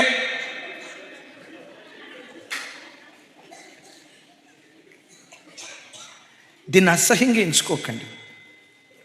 చూసారా, దేవుడు నియమించిన అవయవం అంత నీచమైన దుర్వాసనతో అసహ్యం కంపుగొట్టే మలాన్ని విసర్జించటానికి అది సిద్ధపడింది. ఇదేమో ఆ అసహ్యమైన దాన్ని కడగటానికి ఇష్టపడింది. దేవుడు మందిరంలో, అమ్మా నేను ఏ పనికి అప్పగించినా నాకేది గుర్తింపు? నన్ను మూలన పెడతారా? నన్ను చెత్తెత్తే పనికి వాడతారా? నాకెక్కడుంది విలువ? ఎప్పుడు అట్లా అనుకోవద్దు. దేవుడు జీవము కలిగిన సంఘంలోకి నిన్ను చేర్చిన తర్వాత ఏ పని అప్పగించినా బీ ఫెయిత్ఫుల్. నమ్మకంగా బ్రతికితే నా దేవుని వాక్యం అంటుంది, నమ్మకమైన వానికి దీవెనలు మెండుగా కలుగుతాయట. ఎవరికి? నమ్మకమైన వానికి దీవెనలు మెండుగా కలుగుతాయి. నేనేంటి సీనియర్ని, నేనేంటి నా వయసు, ఎప్పుడు అట్లా అనుకోవద్దు. నేను చర్చికి విశ్వాసిగా వెళ్ళేవాడిని. ఆ రోజుల్లో ఆ చర్చిలో ఇంజనీరింగ్ చదివిన బిడ్డలు ఒక 3 ఉన్నారు. నేను వెళ్తే నా వయసులో ఉన్న నాకంటే పెద్ద అయినోళ్ళు కానీ, లేదా పెద్దయ్య గారు కానీ, ఆ అమ్మగారు కానీ ఇంజనీర్ గారు అని చాలా ప్రేమగా పలకరించేది, చాలా గౌరవంగా పలకరించేవాళ్ళు. నేను సేవకి వెళ్ళిపోయిన తర్వాత ఒక చిన్న పిల్లాడు నాకంటే దరిదాపుగా ఒక 10 సంవత్సరాలు తక్కువ. నాకు అప్పుడు 25, ఆ అబ్బాయికేమో 15. ఆ అబ్బాయి చేతికి నన్ను అప్పగించి, ఆ అబ్బాయి పేరు నేను చెప్పను అనుకోండి, మార్చి చెప్తా, ప్రవీణ్ అనుకోండి, అనండి. ప్రవీణ్, ఈ జర్మియా చేత నువ్వు పని చేయించు. ఇగో తమ్ముడు జర్మియా, నీవే పని చేయాలో మొత్తం అదిగో ఆ తమ్ముడు చెప్తాడు, ప్రవీణ్ చెప్పిన మాటను అనేవాడు. నాకంటే 10 సంవత్సరాలు చిన్నోడు, నాకంటే సేవకు ముందు వచ్చాడు. ఆ పిల్లోడు కావాలని, అంటే ఆ ట్రైనింగ్ అట్లుంటుంది. ఆ నాయకులు లోబడతారా లేదా అని తెలుసుకోవటానికి ఆ చిన్నపిల్లోడు నా దగ్గరకు వచ్చి, అంతకు మునుపు అన్న జర్మియా అన్న అనే ఆ వ్యక్తి నేను ఎప్పుడైతే సేవకు వచ్చానో నన్ను పట్టుకొని, ఏ జర్మియా ఆ బాత్రూమ్లు గడుగు, ఏ జర్మియా ఆ మొక్కలకు నీళ్లు పోయి. నాకంటే 10 సంవత్సరాలు చిన్నోడు. నేనేమనేవాడిని తెలుసా? అట్లాగే ప్రవీణ్ అన్న. నేను చెప్పే మాట నా దేవుడు వింటున్నాడు. అట్లాగే ప్రవీణ్ అన్న. ఏ జర్మియా, అంతమునుపు అన్నా అనే అబ్బాయి కొన్ని సందర్భాల్లో అయ్యగారు ఇంజనీర్ గారు వచ్చారని గౌరవంగా పిలిచే అబ్బాయి నేను సేవకి వెళ్ళిన తర్వాత నన్ను పట్టుకొని, ఏ జర్మియా అదిగో ఆ బాత్రూమ్ సరిగ్గా అడగలేదట, కంప్లైంట్ చేశారు, ఏ జర్మియా అని ఆ అబ్బాయి అనేవాడు కాదు. వీడు లోపడతాడో లేదో తెలుసుకుందాం, పరీక్ష చేద్దామని చెప్పి అక్కడ తరఫీదు ట్రైనింగ్ అలాంటిది. చెత్త పీస్ ఇచ్చి, కొబ్బరి పీసు ఉంటుంది చూసారా, కొబ్బరికాయని ఒలిస్తే వస్తుంది చూసారా, ఆ పీస్ ఇచ్చి లాబరేటరీ షింకు చేత్తో ఆ కొబ్బరి పీసుతో తొడవమని చెప్పేవాళ్ళు. ఏమనేవాళ్ళు తెలుసా? ఈ లాబరేటరీ షింక్ శుభ్రం చేయటం నీకు వస్తే ప్రజల హృదయాలు కూడా చక్కగా వాక్యం చేత నువ్వు శుభ్రం చేయగలవు. ఇది శుభ్రం చేయటం వస్తే ఈ పరిచర్యల్లో నువ్వు 100కి 100 పాళ్ళు నమ్మకంగా నువ్వు నెరవేరిస్తే కంపు కొట్టుకొని పోయిన ప్రజల హృదయాలు, పాపం చేత అపవిత్రత చేత కొట్టుకొని పోయిన మానవ హృదయాలు వాక్యం చేత చక్కగా కడిగి దేవుడు నివసించే యోగ్యమైన స్థలంగా నువ్వు మార్చగలుగుతావు. సహజంగా అప్పుడు మా వయసు ఎలాంటిది? మీరు ఆమెనన్నారు. మా వయసు ఎలాంటిది? ఊరుకోండి అయ్యా, మరేను లాబరేటరీ షింక్ కడగటానికను ప్రజల హృదయాలు శుభ్రం చేయడానికి ఏమన్నా పొందుకుందా? మాకు ప్రసంగం ఇస్తే చెప్తాం సార్ అనే వయస్సు. నేను చెప్పే మాటలు నా దేవుడు వింటున్నాడు. కుడి చేతికి అన్నం తినే పని, శుభ్రమైన దాన్ని కడిగే పని, శుభ్రమైన దాన్ని ముట్టుకునే పని అప్పగించాడు. ఎడం చేతికి మలమూత్రాదులు కడిగే పని అప్పగించాడు. ఇది ఎప్పుడు నాకెందుకు ఈ పని ఇచ్చారు, నాకెందుకు ఈ పని ఇచ్చారు, నేను ఎందులో తక్కువ? ఈ మాట వినండి. ఈ చేతికి పొడవులో ఏమైనా తేడా ఉందా? దీనికి 6 వేళ్ళు, దీనికి 5 వేళ్ళు ఉన్నాయా? దీనికి 5 వేళ్ళు, దీనికి 4 వేళ్ళు ఉన్నాయా? చెప్పాలి. ఈ చేతికి ఎన్ని వేళ్ళు ఉన్నాయో ఈ చేతికి కూడా అన్నే వేళ్ళు ఉన్నాయి.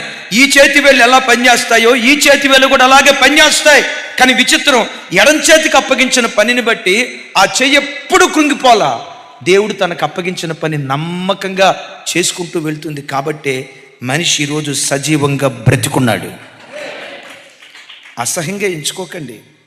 మూత్రాన్ని విసర్జించే, మలాన్ని విసర్జించే అవయవం, ఈ పెంట నేను విసర్జించడం ఏంటి, ఈ అసహ్యకరమైన పెంట నాలో నుంచి పోవటం ఏంటని ఒక వారం రోజులు అది పని చేయలేదనుకో, ఓ నెల రోజులు పని చేయలేదనుకో, నీకు ఆ తర్వాత సమాధి పెట్టి తయారు చేయకపోతే నన్ను అడుగు. నేనంట ఈ శరీరాన్ని కాపాడటానికి అవయవాలు ఎంత బాధ్యతగా పనిచేస్తే యేసయ్య ప్రాణం పెట్టి తన స్వరక్తంతో సంపాదించిన సంఘాన్ని కాపాడటానికి మనం ఇంకెంత బాధ్యతగా పనిచేయాలో కదా. ఎప్పుడు ఈ మాట గుండెల్లో రాసుకోండి. సంఘానికి వచ్చినప్పుడు ఎప్పుడు నాకు అధికారం ఎక్కడుంది? అమ్మ తమ్ముడు వచ్చాడా? సురేష్ వచ్చాడా? సురేష్ ఎక్కడున్నావు? మాకు గుర్తింపు ఎక్కడుంది? ఈరోజు సురేష్ అనొచ్చు, రేపు దేవుడే సురేష్ ఎంత లోపడతాడో చూద్దామని చెప్పి జార్జ్ అన్న అందరి పేర్లు ఎత్తుతాడు, కానీ సురేష్ పేరు ఎత్తడం. అప్పుడేమో సురేష్ అన్నారు, ఇప్పుడు నా పేరు ఎత్తట్లా అని అంటానికి వీలు లేదు. దేవుడు ఇప్పుడు చూడండి, ఇప్పుడు ఈ చెయ్యి ఎట్లా అంటుంది, ఈ చెయ్యి ఎట్టుంది? సైలెంట్ ఉంది. ఇప్పుడు కాళ్ళు సైలెంట్గా నిలవబడి ఉన్నాయి. ఇప్పుడు ఈ చెయ్యి అవసరం, దేవుడు దీన్ని వాడుకుంటున్నాడు. ఇప్పుడు వాడుకుంటున్నాడు.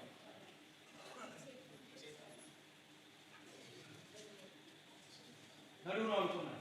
ఎప్పుడు ఏ అవయవాన్ని వాడుకుంటాడో అది దేవుడి చేతిలో ఉంది. Praise the Lord. మనం నలుగురికి కనపడే పనిలో ఉన్నామా, మరుగుగా ఉండే పనిలో ఉన్నామా? అప్రస్తుతం. నేను ఎప్పుడు చెప్తా, దేవుడు మనల్ని ఏ స్థానంలో ఉంచినా ఆ అప్పగించిన పని నమ్మకంగా చేస్తే దేవుడు ప్రత్యక్షమైనప్పుడు, బలా నమ్మకమైన మంచి దాసురాలా, బలా నమ్మకమైన మంచి దాసుడా, నేను అప్పగించిన పనిలో కొంచెం పనిలో నమ్మకంగా ఉన్నావు కనుక అనేకమైన వాటి మీద అధిపతిగా నేను నిలవబెడతానని అధిపతిగా దేవుడు నిలవబెట్టడం ప్రారంభిస్తాడు. ఎప్పుడు నలుగురికి కనబడాలి, ఆ మనస్సే సిలువైబడును గాక. కథగా చెప్తే ఆమేన్. దేవుడు శరీరంతో సంఘాన్ని ఎందుకు పోల్చాడంటే, నా వైపు చూడండి.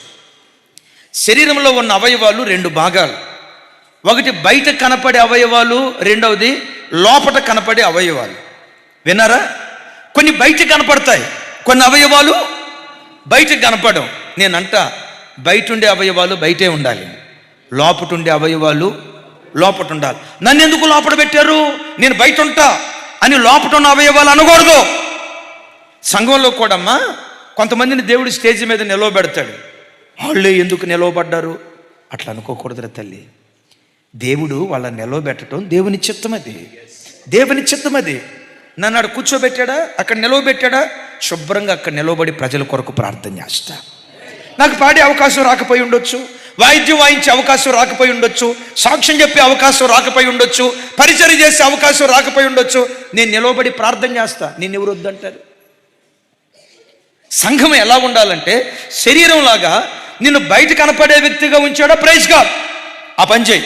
లేదు లోపట వ్యక్తిగా ఉంచాడా, దేవుడు నేను ఏ స్థానంలో ఉంచాడో ఆ స్థానంలో నమ్మకంగా పనిచేయడం గాక. ఈ మాట గుండెల్లో రాసుకోండి. లోపట ఉండేవి లోపటే ఉండాలి, బయట ఉండేవి బయటే ఉండాలి. ఆమేన్ చెప్పండి. లోపట ఉండేవి బయటకు రాకూడదు, బయట ఉండేవి అట్టట్టగండి. ఇప్పుడు గుండె బాధపడి అసలు శరీరంలో ఉన్న అవయవాలు అన్నిటికంటే అత్యంత విలువైన దాన్ని గుండె నేనేగా. ఏమండి, నోరు 10 నిమిషాలు మూసుకున్నా మనిషి బతుకుతాడు, ఒక 5-6 గంటలు కళ్ళు మూసుకున్నా మనిషి బ్రతుకుతాడు. ఏమండి, కనురెప్పలు పనిచేయటం, ఒక రోజంతా పని చేయకుండా కళ్ళు మూసుకున్నా మనిషి బ్రతుకుతాడు. గుండె ఒకరోజు పని చేయకుండా ఉంటే, గుండెకు ఒక రోజు కావాలా నతానియేలు గారు? గుండెకు ఒక రోజు కావాలా? ఒక గంట. ప్రభుదాస్ గారు డాక్టర్ గారు చెప్పి అవునా అంటున్నాడు. అవునా? కాదు నాయన, ఒక్క 5 నిమిషాలు ఆగితే చాలు. తర్వాత శ్మశాన వాటికి ఫోన్ చేయాలి, సమాధి రెడీ చేయమని. గుండె 5 నిమిషాలు ఆగితే చాలు. ఇప్పుడు కండ్రు రెప్పలు ఉన్నాయి, ఓ 10 నిమిషాలు పని చేయకుండా అట్లా ఉన్నాయి అనుకోండి, ఇబ్బంది ఏమి లేదు. మనిషి నోరు తెరవకుండా ఒక గంట సేపు ఉన్నాడు అనుకోండి, బ్రతకగలుగుతాడు. అదే గుండె ఒక 5 నిమిషాలు ఆగిందనుకో, చచ్చిపోతాడు. అంత విలువైన గుండె కలిగి ఎంత విలువైన గుండెగా పిలువబడుతున్న నన్ను నువ్వు లోపల పెడతావా? నీకెన్ని గుండెలరా? ఇంత విలువైన దాన్ని నన్ను లోపల పెడితే ఊరుకోను. నన్ను బయట పెట్టాలని చెప్పి గుండె అలిగింది, గుండెను బయట పెట్టాము. రైట్. ఊపిరితిత్తులు అలిగాయి, ఊపిరితిత్తులు బయట పెట్టాము. కిడ్నీ అలిగింది, కిడ్నీలు బయట పెట్టాము. లివర్ అలిగింది, లివర్ని బయట పెట్టాం. ఇప్పుడు అవయవాలను బయట పెట్టి మీరు నడుచుకుంటా పోండి. ఆ అద్భుతమైన కళాఖండాన్ని చూసి బతికున్నవాడు చావకపోతే నన్ను అడగండి. గుండె బయట పెట్టండి. ఒకసారి అసలు అక్కడి దాకా ఎందుకండి, మీరు యూట్యూబ్లో ఆ గుండె కొట్టుకునే విధానం చూస్తూ ఉంటే గుండె ఆగిపోద్ది. అసలు చూస్తే అది ఒక రకంగా అయిపోద్ది. అలాంటి గుండెని బయట పెడితే, అలాంటి కిడ్నీని బయట పెడితే, అసలు అన్నిటికి మించి ఊదురు కొట్టం ఉంటుంది చూసారా పల్లెటూళ్ళలో, ఊదురు కొట్టం, అదే ఊపిరితిత్తులు. ఆ ఊపిరితిత్తులు ఎట్లా అంటా ఉంటే ఇప్పుడు చెప్పండి, లోపట ఉండేవి బయట ఉండేవి. అక్కడ దాకేందుకు ఈ 32 పళ్ళు ఉన్నాయి కదా, పెదాల లోపట దేవుడు ఉంచాడు. ఇది నవ్వించడానికి చెప్పింది కాదు. సంఘం విషయంలో ఒకడు ఎంత బాధ్యతగా ఉండాలి, ఎంత జాగ్రత్తగా ఉండాలి. అయ్యా, నీ జీవితంతో నువ్వు ఆడుకున్నట్లుగా ఎప్పుడు సంఘంతో ఆడుకోకు. నీ ఇంటి విషయంలో అజాగ్రత్తగా ప్రవర్తించినట్లుగా జీవము కలిగిన దేవుని సంఘం విషయంలో ఎప్పుడు అజాగ్రత్తగా ప్రవర్తించు. అందుకని ఈ మాటలు చెప్తూ ఉన్నాను. 32 పళ్ళు, ఆహారాన్ని నవిలేదేది? ఇప్పుడు జార్జ్ అనేదో చికెన్ ముక్కలు పెట్టాడట, వాటిని నవిలేదేది? చెప్పాలి. అన్నాన్ని నవిలేదేది? అదే పండ్లు నవిలేదేది? జామ పండు, అట్టిపండు, మామిడి పండు, వీటన్నిటి నవిలేదేది? ఎంత విలువైన పళ్ళను పెదాల చాటును పెట్టాడు, కనపడవు బయటికి. నేను అంట 2 ఈ పెదాల మీద మనిషి మీద దంతాలు అలిగి నేను లోపల ఉంటాం ఏంటి, నేను కూడా బయటకు వస్తానని 2 పళ్ళు బయటకు వచ్చినాయి అనుకోండి, 2 పళ్ళు బయటకు వచ్చినాయి అనుకోండి, ఫోటో తీయండి, ఆస్కార్ అవార్డు రాకపోతే నన్ను అడగండి. దేవుడు సంఘాన్ని చక్కగా అమర్చాడు. దేవుడు నిన్ను ఎక్కడ అమర్చాడో, అయ్యా అసలు నా బ్రతుకులో నీ శరీరములో ఒక అవయవంగా చేర్చబడటమే నా భాగ్యం. నీ శరీరములో ఒక అవయవంగా చేర్చబడటమే నా ధన్యత. ఎంతకు మించిన భాగ్యం ఏముందయ్యా? ఎక్కడో శాపగ్రస్తమైన వాటిని ఆరాధించేవాడిని, సినిమా హాల్ చుట్టూతూ తిరిగేవాడిని, బ్రాందీ షాపుల చుట్టూతూ తిరిగేవాడిని. అలాంటి వ్యక్తినైనా నన్ను పట్టుకొని నీ స్వరక్తంతో నన్ను కడిగి పరిశుద్ధ జనంలోకి నన్ను చేర్చావయ్యా, సంఘములో సాటి అవయవంగా మార్చావయ్యా. ఎంతకు మించి నాకేం కావాలి? నన్ను బయట ఉంచావా, లోపల ఉంచావా? నమ్మకంగా పనిచేసుకుంటూ బ్రతుకుతానయ్యా. బ్రతుకు సంఘానికి క్షేమాభివృద్ధి నీ వలన కలుగుతుంది. నేను మరలా చెప్తున్నా, నా దేవుని సంఘానికి నీవు క్షేమాభివృద్ధి కలుగు చేస్తే, నీకు క్షేమాభివృద్ధి కలుగు చేయకుండా నా దేవుడు ఎందుకు మౌనంగా ఉంటాడు? ఎవ్వరి రుణాన్ని ఆయన ఉంచుకోడు. నాకు ఈ మాట బహు ఇష్టం. నా గుండె లోతులో నుంచి మాట చెప్తున్నాను. ఇప్పుడే కాదు, ఎప్పుడైనా ఎవ్వరి రుణాన్ని నా దేవుడు ఉంచుకోడు. నువ్వు గిన్నెడు చన్నీళ్ళు ఇస్తే పిల్లలు తరతరాలకు సరిపడా ఆశీర్వాదం దేవుడు ఇస్తాడు. రైట్. ఇంతవరకు విన్నారు కదా. ఆ తర్వాత మాట పౌలు గారు భలే చెప్తారు, చూడండి. ఆ మాట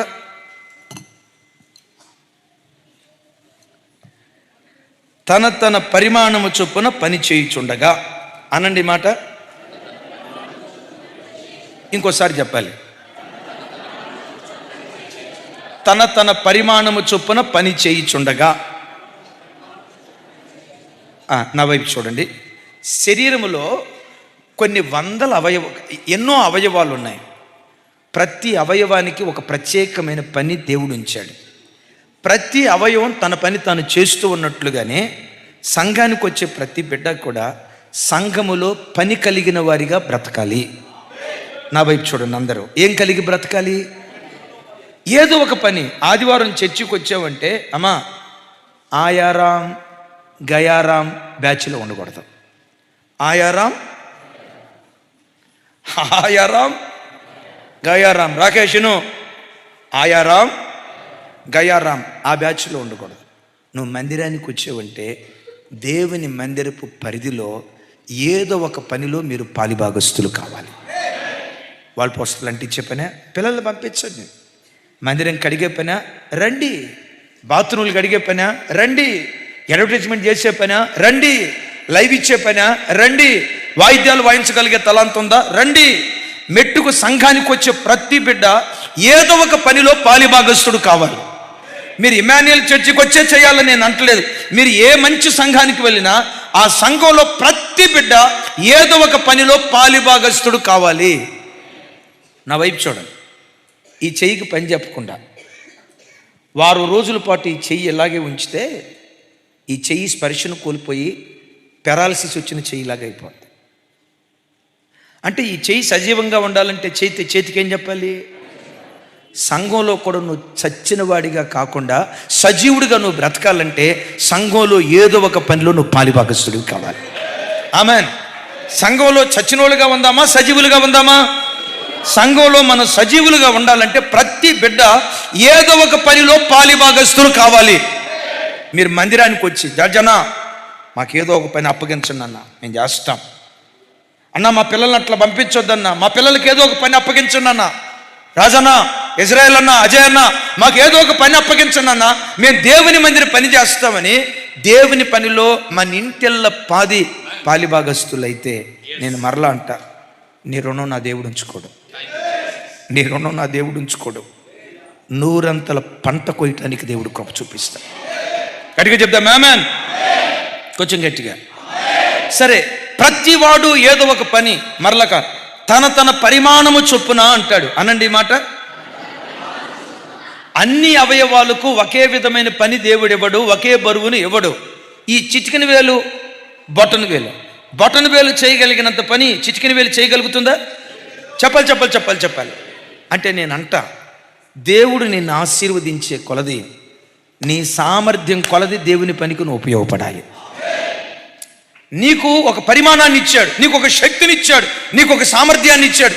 నీ సామర్థ్యానికి తగినట్లుగా దేవుని పనిలో వాడబడితే, నా మాట వినండి, దేవుని పనిలో వాడబడితే నా దేవుడు ఎవ్వరి రుణాన్ని ఉంచుకోడు. ఇంకోసారి చెప్తారా? ఎవ్వరి రుణాన్ని ఉంచుకోడు. నీకు తిరిగి ఇచ్చేటప్పుడు చక్రవడ్డీ, బారు వడ్డీ, భూచక్రవడ్డీ, ఎన్ని రకాల వడ్డీలు ఉన్నాయో అవన్నీ కలిపి తగిన కాలమందు నీ ఒడిలో దేవుడు వేస్తాడు. ఎవరి రుణాన్ని నా దేవుడు ఉంచుకోడు. మీ ఎదుట నిలవబడి చెప్తున్నాను, నేనున్నా. కొంతమందికి తెలియకుండా ఏదో అనుకోవచ్చు. ఎన్నోసార్లు ఈ ప్రాంతానికి వచ్చినప్పుడు ఆకలితో వెళ్ళిన దినాలు ఉన్నాయి. రాత్రి 12 ఆ ప్రాంతంలో అక్కడికి వెళ్ళి హైదరాబాద్ వెళ్ళిన తర్వాత వంట చేసుకొని 2-3 ఇంటికి భోజనం చేసిన దినాలు ఉన్నాయి. దేవుడు ఆయన పరిచర్య కొరకు పడిన కష్టాన్ని దేవుడు మర్చిపోలా. మీలాంటి భక్తి కలిగిన బిడ్డలను ఈ పరిచర్య కానుకగా ఇచ్చాడు. ఒకసారి శ్రీశైలంలో మీటింగ్ జరిగేటప్పుడు జార్జ్ అన్నకు ఫోన్ చేశా. తర్వాత నాకు తెలిసింది, తమ్ముడు కళ్ళు ఎర్రగా ఉన్నాయి. ఏంటి తమ్ముడు? ఆ పక్కన తమ్ముడు చెప్తున్నాడు, జార్జ్ అన్న నిద్రపోయి 3 రోజులు అవుతుందన్న. 3 రోజులు. నేనంట, అసలు మీకు ఎలాంటి సేవకులు ఎక్కడ దొరుకుతారండి? ఆ విలువ మీకు తెలిస్తే గుండెల్లో పెట్టుకుంటారు. అన్నోళ్ళని చూడండి, అక్కోళ్ళని చూడండి. అరే, సాయంత్రం ఇంటికి వచ్చిన తర్వాత భార్య కనపడకపోతే అల్లాడిపోతారు, పిల్లలు కనపడకపోతే అదుగుదుగు బోయా చూడండి, వాళ్ళ కొడుకుని ఒళ్ళోనే పెట్టుకున్నాడు. దించవచ్చు కదా నాయన. చూసారా? నా భర్త, నా భార్య, నా పిల్లలు రోజు వాడుకుంటారే, మాకేదా సంతోషం? ఎప్పుడైనా ఆలోచించారా? ఆహా, అవేం పట్టవు కొంతమందికి. అయితే మీరు అట్లా లేరు. దేవునికి మహిమ. ఎక్కడ దొరుకుతారు ఇట్లాంటి ఇంత నిస్వార్థంగా జరిగే సేవలు? భూమి మీద కొన్ని ఉన్నాయి.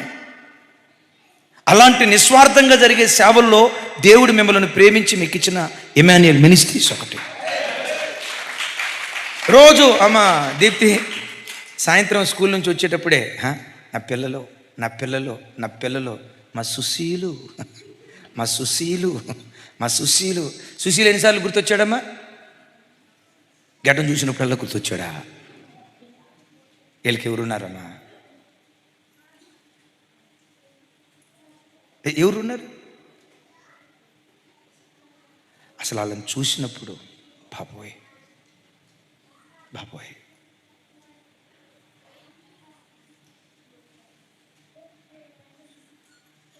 ఎరా తల్లి, నేను చెప్పేది అవునా కదా? గుండెల్లో పెట్టుకోవాలి. నేనంట విలువ తెలిసినోడికి, బంగారం విలువ తెలిసినోడికే దాన్ని జాగ్రత్తగా వాడుకుంటాడు. ఆ విలువ తెలిసినోడికే తెలుస్తుంది. బంగారం విలువ తెలిసినోడికైతే ఆ బంగారం శుభ్రంగా అమ్ముకొని 100 కిలోలు బంగారం అమ్ముకొని కోటీశ్వరుడు అవుతాడు. ఆ బంగారం విలువ తెలియనోడు బంగారం మొత్తం తీసుకొస్తే పేపర్ వెయిట్ కింద వాడుకుంటాడు మా వాడు. Paper weight. ఏమిరా ఇక్కడ వాడుకున్నామంటే, ఏమందంటే రాయే కదా. వజ్రం విలువ వజ్రాల వ్యాపారికే తెలుస్తుంది. ఏమనుకోదు, మోటివాడికి ఏం తెలుసు, చదువురానోడికి ఏం తెలుసు. ఆ ఆత్మీయత విలువ లేని విశ్వాసులకు ప్రతిష్ఠిత అంటే ఏం తెలుసు, వైరాగ్యం అంటే ఏం తెలుసు, సమర్పణ అంటే ఏం తెలుసు, నామకార్థపు సేవకి, త్యాగపూరితమైన సేవకి తేడా ఏం తెలుసు? ఏం తేడా తెలుస్తాయి? తెల్లబట్టలు వేసుకున్న వాళ్ళందరూ ఏం తెలుస్తుంది? ఆ చదువుకున్న వాడికైతే ఇది ఇంగ్లీషు, అది తెలుగు, అది కన్నడం, ఇది మలయాళం, చదువుకున్న వాడికి తెలుస్తుంది. ఈ మోటోడు ముందు పెట్టామనుకోండి, ఏం పిచ్చిగీతలు ఉన్నట్టున్నాయి, సున్నాలు అరసున్నాలు ఉన్నాయి ఏంటి, వీడికి సున్నాలే కనపడతాయి. మరి ఆ భక్తిలో ప్రతిష్ఠితుడికే ప్రతిష్టమైన సేవ అంటే ఏంటి, త్యాగపూరితమైన సేవ అంటే ఆ విలువెరిగిన వాళ్ళకే తెలుస్తుంది. విన్నారు ఈ మాట? యేసయ్యకు మహిమ కలుగును గాక. అయిపోయింది కదా. ఆ తర్వాత మాట అంటాడు. ఏమంటాడంటే భలే అద్భుతమైన మాట. అందరూ చూడండి ఆ మాటలు. ఇది మీరు విని అనేకులకు షేర్ చేయండి. ఇది ఒక ఇమాన్యుయల్ మినిస్ట్రీస్ నుంచి గురించి కాదు, ప్రపంచంలో ఉన్న ప్రతి సార్వత్రిక సంఘానికి అత్యవసరమైన వర్తమానం. నాతో కలిసి, ప్రతి కీలు వలన కలిగిన బలము చేత అతకబడి. నా వైపు చూడండి. నాతో కలిసి చెప్పాలి. ప్రతి కీలు వలన కలిగిన బలము చేత అతకబడి. ఇంకోసారి చెప్తారా? ప్రతి కీలు వలన కలిగిన కీడు కాదురా తెలే, కీలు అనండి. ప్రతి కీలు వలన కలిగిన బలము చేత. కీలు వలన ఏం కలిగిందట? కీలు అంటే అర్థం ఏంటి? జాయింట్స్. ఇది కీలు, ఇది ఒప్పుకుంటారా లేదా? కీలు వలన కలిగిన బలము చేత అంటే కీలు వలన ఏం కలిగిందట? క్రీస్తు శరీరం అనే సంఘానికి కూడా బలం కీలులో నుంచే పుట్టుకొస్తుంది. కీలు అనేది ఏంటో తెలుసా? కీలు జాయింట్. దీన్ని కీలు అన్నాను. ఇదేం చేసింది? ముంజేతి నుంచి వచ్చిన భాగాన్ని, భుజం నుంచి వచ్చిన భాగాన్ని, ఈ కీలు ఏం చేసింది? రెండిటిని పెద్దగా చెప్పాలి, రెండిటిని కలిపింది. మోకాలు, ఇది కీలు. ఈ కీలు ఏం చేసింది? అరిపాదం నుంచి వచ్చిన కాలును, తొడలో నుంచి వచ్చినటువంటి ఈ పాదాన్ని, రెండింటిని ఏం చేసింది? పెద్దగా చెప్పాలి, ఇంకోసారి చెప్పాలి. రెండిటిని అతికించింది కాదు, కలిపింది. చెప్పండి. రెండిటిని కలిపింది. సో కీలు వలన ఏం కలిగిందట? మరోసారి, కీలు వలన ఏం కలిగిందట? కీలు ఐక్యతకు, కలిపిన అనుభవానికి గుర్తు అని చెప్పుకున్నాం కదా. నా వైపు చూడాలి. కీలు ఐక్యతకు, కలిపిన అనుభవానికి గుర్తు అని చెప్పాం కదా. కీలు వలన ఏం కలిగిందట? బలం కలిగిందట. సంఘం ఎంత ఐక్యంగా ఉంటుందో ఆ సంఘం అంత బలమైన సంఘంగా మార్చబడుతుంది. ఎప్పుడు సంఘంలో ఐక్యత ఉండాలి, ఐక్యత ఉండాలి, ఐక్యత ఉండాలి. రాజు ఇట్రా, ఇజ్రాయిల్ ఇట్రా. ఎప్పుడు మీరు కలుసుకున్నప్పుడైనా ఇట్రా ఇజ్రాయిల్ ఇట్రా. అమ్మ సావుకులు కూడా ఏనండి. ప్రైజ్ లార్డ్ రాజు, బాగున్నావా? ఆరోగ్యం బాగుందా? Thank you thank you. ఇట్లా కళ్ళల్లో కళ్ళు పెట్టి చూసుకోవాలి. అంటే మగపిల్లలు ఆడపిల్లల వైపు చూడమని కాదు, వినండి. మగబిడ్డలను పలకరించేటప్పుడు ప్రేమ. ఎక్కడెక్కడో ఉన్న మనలని ఒక ఇల్లుగా దేవుడు చేశాడు. అన్నదమ్ముల మధ్యలో ఉన్న ఐక్యత కంటే, అక్క చెల్లెల మధ్యలో ఉన్న ఐక్యత కంటే సంఘంలో కళ్ళల్లో కళ్ళు పెట్టి ఇజ్రాయిల్ ఉన్నావా?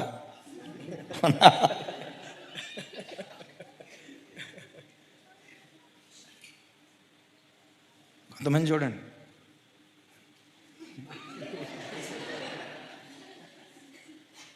ఈ దరిద్రపు సంతతి ఎప్పుడు మారు మనసు పొందిద్దో అర్థం లేదు. చర్చికి వస్తారా?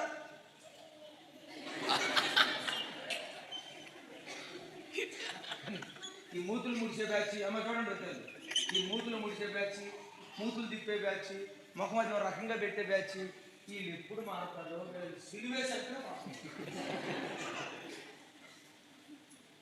ఆదివారం సంఘానికి వచ్చేవారికి ఎట్లా చూసుకోవాలా?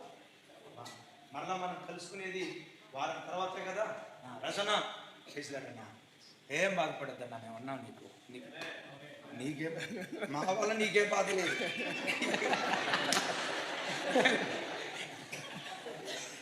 ఎట్రా ఎట్రా. ఒకరోజు సేవకుల పిల్లలందరినీ కూర్చోబెట్టి అడిగా, చిన్న మా వలన మీకు ఏమన్నా బాధ కలిగిందా, ఏమన్నా ఇబ్బంది కలిగిందా, ఎప్పుడైనా మిమ్మల్ని బాధ పెట్టామా అంటే, ఇజ్రాయిల్ ఉన్నావా? ఇజ్రాయిల్ ఏమన్నాడు తెలుసా? కళ్ళమ్మ నీళ్ళు పెట్టుకుని, అన్న మేము మిమ్మల్ని బాధ పెట్టిన దినాలు ఉన్నాయేమో కానీ మమ్మల్ని మీరు ఎప్పుడు బాధ పెట్టలేదన్నా, మమ్మల్ని ఎప్పుడు బాధ పెట్టలేదన్నా.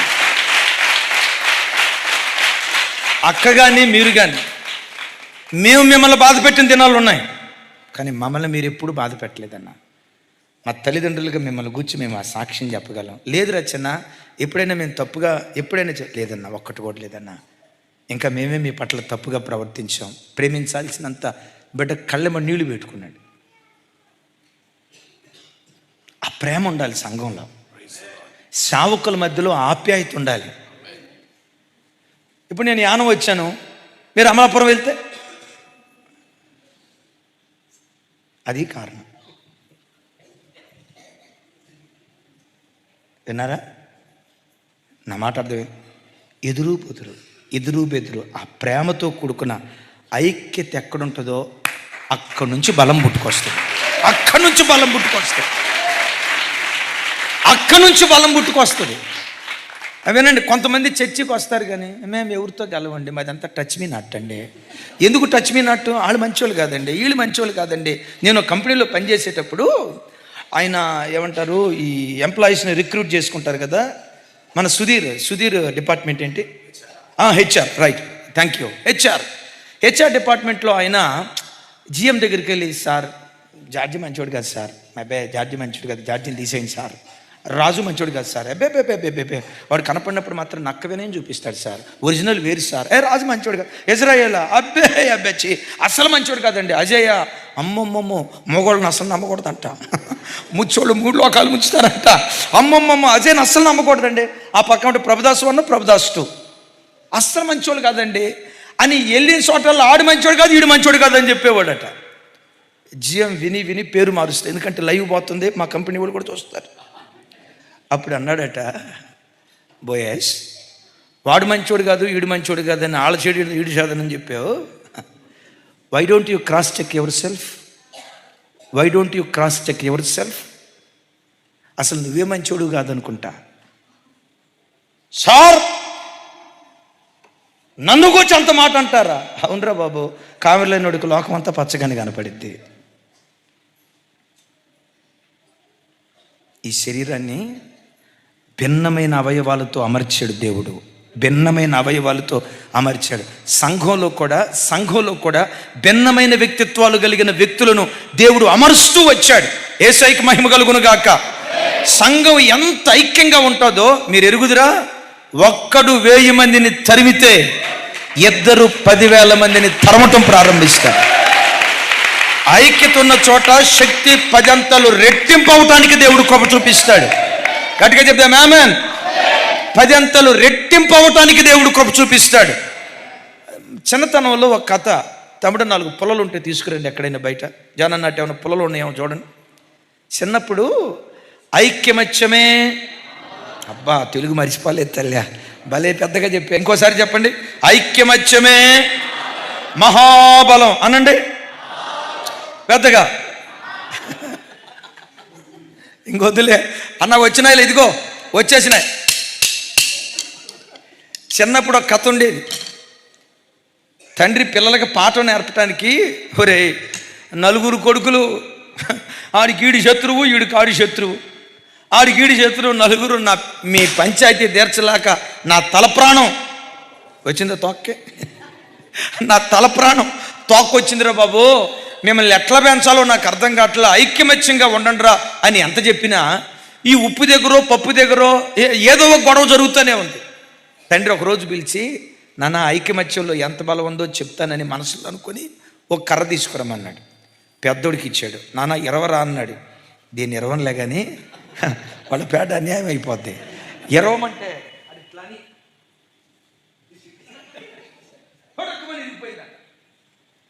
అలాంటివి 4 కట్టి పొలలు ఇచ్చి ఒకటిగా చేసి, ఇప్పుడు ఇరువురా అన్నాడు. ఎట్లా పొలాలు ఇరుద్దాం అనుకునే లోపు ఈడెన్నెముకి ఇరిగిపోయింది. నా వల్ల కాదు డాడీ అన్నాడు. రెండోడికి ఇచ్చారు. ఆడు ఎట్ట అన్నాడు. నా వల్ల కాదు డాడీ అన్నాడు.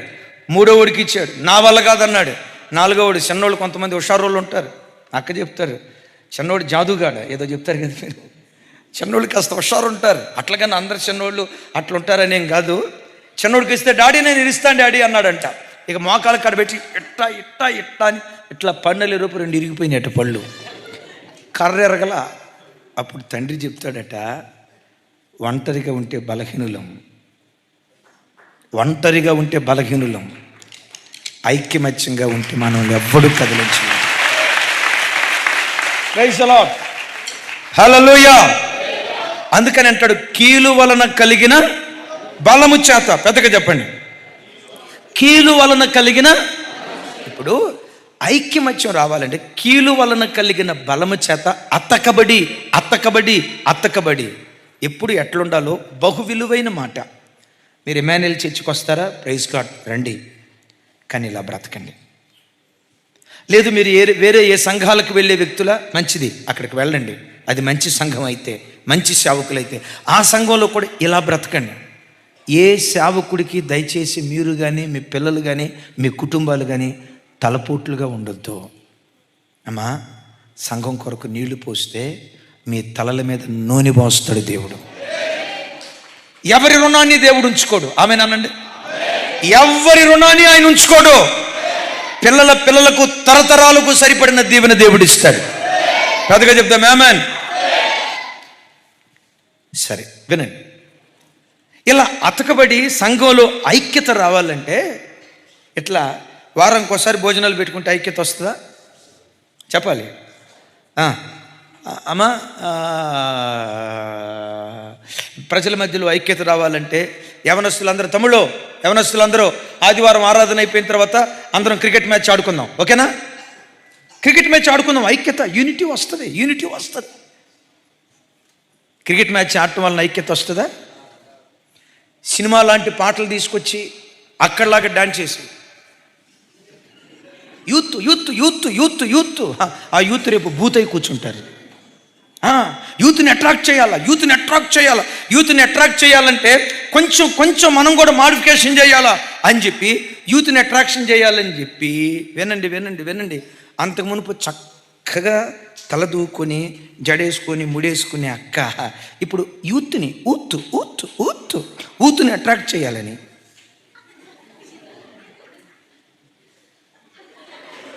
ఈ కార్యక్రమం చేసింది అనుకో, ఎందుకు? యూత్ని అట్రాక్ట్ చేయాలా? యూత్ను అట్రాక్ట్ చేయగలిగింది దేవుని వాక్యం మాత్రమే, పరిశుద్ధాత్మ దేవుడు మాత్రమే. కొన్ని సంఘాలలో ప్రజలను ఆకర్షించాలని వాక్యానికి భిన్నమైన పద్ధతుల్లోకి వెళ్తూ ఉన్నారు. మీకు తెలుసా, ఒక చర్చిలో ఈ లెమన్ టీ స్పూన్ ఏమంటారు, నోట్లో పెట్టుకొని స్పూన్ అట్లా పెట్టుకొని చివర నిమ్మకాయ పెడతారు కదా, లెమన్ అండ్ స్పూన్, అంతేనా తల్లి? అక్కోళ్ళ మధ్య లెమన్ అండ్ స్పూన్ పెట్టారు. ఏమయ్యా లెమన్ అండ్ స్పూన్ పెట్టావు? ఐక్యత కోసం అండి, ఐక్యత కోసం. ఇక చూడండి, అక్కోళ్ళు ఆ స్పూను, దాని ముందు నిమ్మకాయ. విచిత్రం తెలుసా, మొత్తానికి మొదటి ప్రైజు, రెండో ప్రైజు, మూడో ప్రైజు ముగ్గురికి వచ్చేసింది. తతిమో 5 ఏం చేశారో తెలుసా? ఈ పాస్టర్ గారు అన్యాయస్తుడు, వాళ్ళు గీత దాటారు, మేం గీత దాటితేనే మాది ఫౌల్ అన్నాడు. ఇక అద్భుతం. అమ్మ, వీళ్ళ మధ్య గొడవలు వస్తే ఒక దెబ్బతో అయిపోద్ది. అమ్మ, మీ మధ్య గొడవలు వస్తే ప్రభు రాకడ వరకు అది నిలిచి ఉంటుందమ్మా. ప్రాణం పోక ప్రభు రాక ఈ రెండిట్లో ఏదో జరిగేదాకా అది తరువాయి భాగం రేపు అన్నట్లుగా. చర్చికి ఎవరైనా వస్తే, సిస్టరు మన చర్చిలో ఎవరినైనా కలిస్తే కలిసేవు, కానీ అదిగో ఆ అమ్మాయి అస్సలు మంచిది కాదు సిస్టరు, మీకెడ తెలుసు? అనుభవించి చెప్తున్నావు. ఇక్కడ ఆ పొండాకూరు మనిషి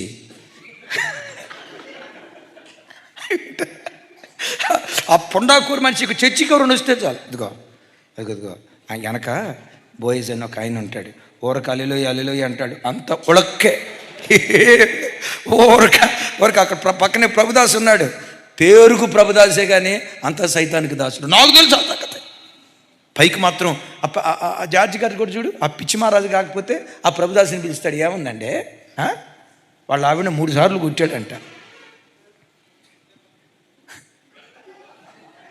ఈ జార్జి పాస్టర్ గారు ఒక ఆయన పిచ్చి ఆయన, అట్లాంటి వాళ్ళకే చెప్తాడు, బెదరో చర్చిలో ఎవరిని గెలిచినా అదే ఆ ప్రభుదాసు ఉన్నాడే, ఆ ప్రభుదాసుని అస్సలు కలవద్దు. ఎందుకు బ్రదరు?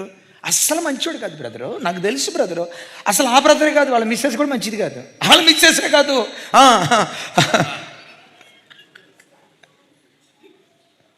చర్చెస్లో ఎట్లాంటి పొండాకూరి వాళ్ళు ఉంటారు.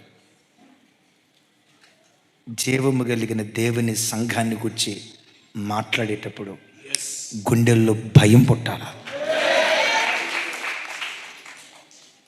నేను ఎరుగుదునా, నీళ్లు పోసేవారి పిల్లల మీద నూనె పోస్తాడు దేవుడు. గట్టిగా చెప్తా ఆమేన్. సంఘాన్ని ఎలా కాపాడుకోవాలో కీలు వలన కలిగిన బలము చేత అతకబడి, ఇట్లా ఈ కీలును జాయింట్ను అతికించేవాడే పరిశుద్ధాత్మ దేవుడు. గమనించండి, ఈ స్పూన్ పెట్టి లెమన్ స్పూన్ ఆటలాడించినందువల్ల సంఘాలు ఐక్యపడవు. యవనస్తులను క్రికెట్ ఆడించినందువల్ల సంఘాలు ఐక్యపడవు. డిస్కో డ్యాన్లు ఆడించినందువల్ల సంఘాలలో ఐక్యత రాదు. ఇంకా కొన్ని సంఘాల్లో అంత్యాక్షరి, అక్క నువ్వు పాట ఎత్తుకో, ముగింపులో ఎక్కడ ఆపుతావో అక్కడి నుంచి నేను స్టార్ట్ చేస్తా. శరీరారెవ్వరు నా ప్రియుడైన యేసయ్యతో తో తో తో తో తో తో తో మీద ఎత్తండి ఏదో అన్నావు కదా.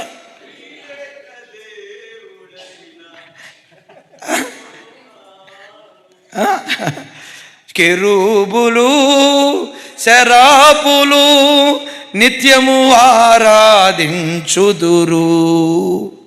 రాకడ ఎత్తు రండి.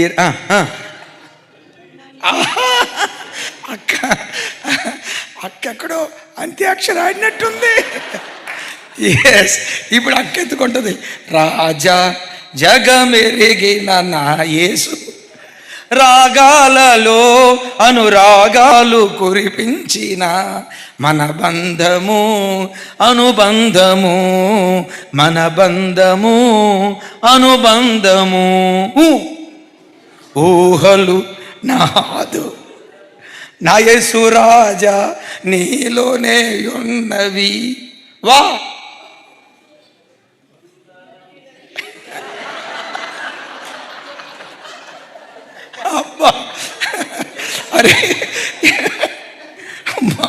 మామూలు లేరు ఇక్కడ, అంత్యాక్షరి బాగా ఆడేటట్టున్నారు. ఇవి సంఘానికి ఐక్యత కలుగు చేస్తాయా? అమలారా ఏలారా, సంఘాన్ని ఏకతాటి మీద నిలపగలిగిన వాడు పరిశుద్ధాత్మదేవుడు.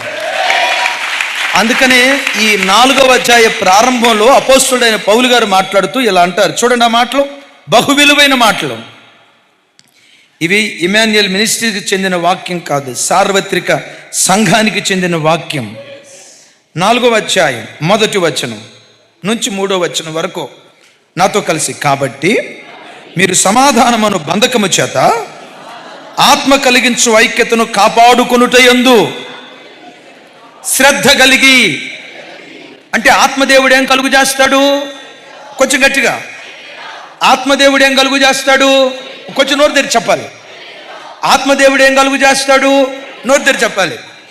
ఆత్మదేవుడు ఐక్యత కలుగు చేస్తాడు, కానీ ఆ ఐక్యతను కాపాడుకునే విషయంలో నీకు శ్రద్ధ ఉండాలి. విన్నారు ఈ మాట? ఆత్మదేవుడు ఎప్పుడు కీలు వలన కలుగు బలము చేత అతకబడి ఐక్యతలో బలముందన్న సంగతి ఆయన ఎరిగి, అహరోను తల మీద పోయబడిన పరిమళ తైలం లాగా సంఘంలో ఒక్కొక్క బిడ్డ మీద ప్రవహించాలని కోరుకుంటాడు. ఆ ఆత్మదేవుడు ప్రవహించేటప్పుడు సంఘం ఏం చేయాలో తెలుసా? పరిశుద్ధాత్మ ప్రేరేపణకు లోబడి ఆత్మదేవుడు కలుగు చేసే ఐక్యత యందు శ్రద్ధ కలిగి ఉండాలి. ఆత్మదేవుడు ఐక్యత ఎట్లా కలుగు చేస్తాడు? శక్తివంతమైన మాటలో. అక్కడ చెప్పండి, తర్వాత మాటలు నాతో కలిసి చెప్పండి. ప్రేమతో ఒకరినొకడు సహించుచు, మీరు పిలువబడిన పిలుపునకు తగినట్లుగా దీర్ఘశాంతముతో కూడిన సంపూర్ణ వినయముతోను సాత్వికముతోను నడుచుకొనవలెనని మిమ్మల్ని బతిమాలుకొనుచున్నాను. అంటే పరిశుద్ధాత్మ దేవుడు ఎలా ఐక్యత కలుగు చేస్తాడంటే ఈ విషయంలో మనకు శ్రద్ధ ఉండాలి. ఏ విషయంలో? ప్రేమతో ఒకరిని ఒకడు సహించాలి. సహించాలి. ఎవరినెవరు? ఒకరిని ఒకరు. కొంచెం గట్టిగా, ఒకరిని ఒకరు. ఇప్పుడు ఎవరు నడుచుకుంటా వస్తున్నా, మీరు కూర్చున్నప్పుడు వెనక నుంచి ఎవరో వస్తా స్పీడ్గా ఏదో ముందు వచ్చి కూర్చోవాలని చెప్పి స్పీడ్గా నడుచుకుంటా వస్తా, జార్జాన్ని ఏమనుకోదు, ఇట్లా కాలు తగిలింది అనుకోండి, ఏం చేస్తారు మీరు? కళ్ళు ఉన్నాయా పోయినరా నీకో అని అన్నామంటే ఇంకెక్కడ ఐక్యత? పరిశుద్ధాత్మ దేవుడు ఎక్కడ పని చేస్తున్నట్టు? పరిశుద్ధాత్మ పని చేయటం అంటే ఓ రబ రబ లబ రబ లబ రబ లబ కాదు కాదు, దానికి మించి దానికి మించి దానికి మించి దానికి మించి సహించటం కూడా. ఇక సహించమన్నారు కదా, సహించుకేం చేస్తాం? సహించుకేం చేస్తాం? ఇంట్లో సహించి, భర్తతో సహించి, పిల్లలతో సహించి, ఉద్యోగంలో సహించి, మరలా ఇక్కడ కూడా వచ్చి సహించటమేనా? నేనంట, నీ పిల్లలు నిన్ను హింస పెట్టినంతగా సంఘంలో ఎవ్వడు నిన్ను హింస పెట్టాల. నీ భర్త నిన్న మాటలో, నీ భర్త నీకు చేసినంత మోసం ప్రపంచంలో ఎవరు చెయ్య. అవునన్న వాడి చేతులు ఎత్తండి.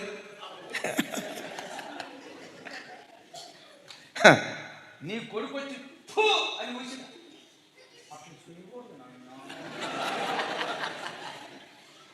అదే చర్చిలో ఎవడే నాన్నండి జుట్లు పట్టుకొని యుద్ధం చేయకపోతే నన్ను అడగండి. నీ ఇంటిని కాపాడుకునే విషయంలో అంత శ్రద్ధ చూపించేవే. నీ ఇల్లు గొప్పదా, సంఘం గొప్పదా అంటే నేను అడగను. మీరు చెప్పే ఆన్సర్ నాకు తెలుసు. సంఘమే గొప్పదంటారు, కానీ ఇంటిని ఓర్చుకున్నంతగా సంఘాన్ని కొంత ఓర్చుకున్న ప్రపంచాన్ని కదిలిస్తాయి సంఘం. ప్రేమతో ఒకరిని ఒకడు సహించుచు, దీర్ఘశాంతముతో కూడిన, ఏ శాంతం? దీర్ఘశాంతముతో కూడిన సాత్వికమును, వినయం కూడా కాదు, సంపూర్ణ వినయమును కనపరచవలెనని బ్రతిమలాడుకొనుచున్నాను అంటాడు. నా వైపు చూడండి. అసలు ఈ జాయింట్కి ఉన్న గొప్ప విషయం ఏంటో తెలుసా? ఈ జాయింట్కి ఉన్న గొప్ప విషయం ఏంటో తెలుసా? ఇటు కావాలంటే ఇటు వంగిపోద్ది అంతే. వీళ్ళేమన్నా జాగ్రత్త ఏంటి మీరు అన్న, సారీ అన్న అన్నాడు అనుకో, ఓకే థ్యాంక్ యూ అన్న, థ్యాంక్ యూ, ప్రార్థన చేద్దాం. ఇక అట్లా ఉండొద్దు. అందరూ విలియమన్నలాగే ఉండరు. విలియమన్నా ఏంటి మొన్న ఏదో ఎవరో అమ్మాయికి SMS పంపించామంటే ఏంటి అని అన్నాం అనుకోండి, ఎవడు చెప్పాడు నీకు? ఎవడు చెప్పాడు నీకు అని అన్నాడు. ఇప్పుడు ఈ చెయ్యి ఏం చేయాలో తెలుసా? నేను విన్నానులేన్నా, అట్లా చేయొద్దన్నా.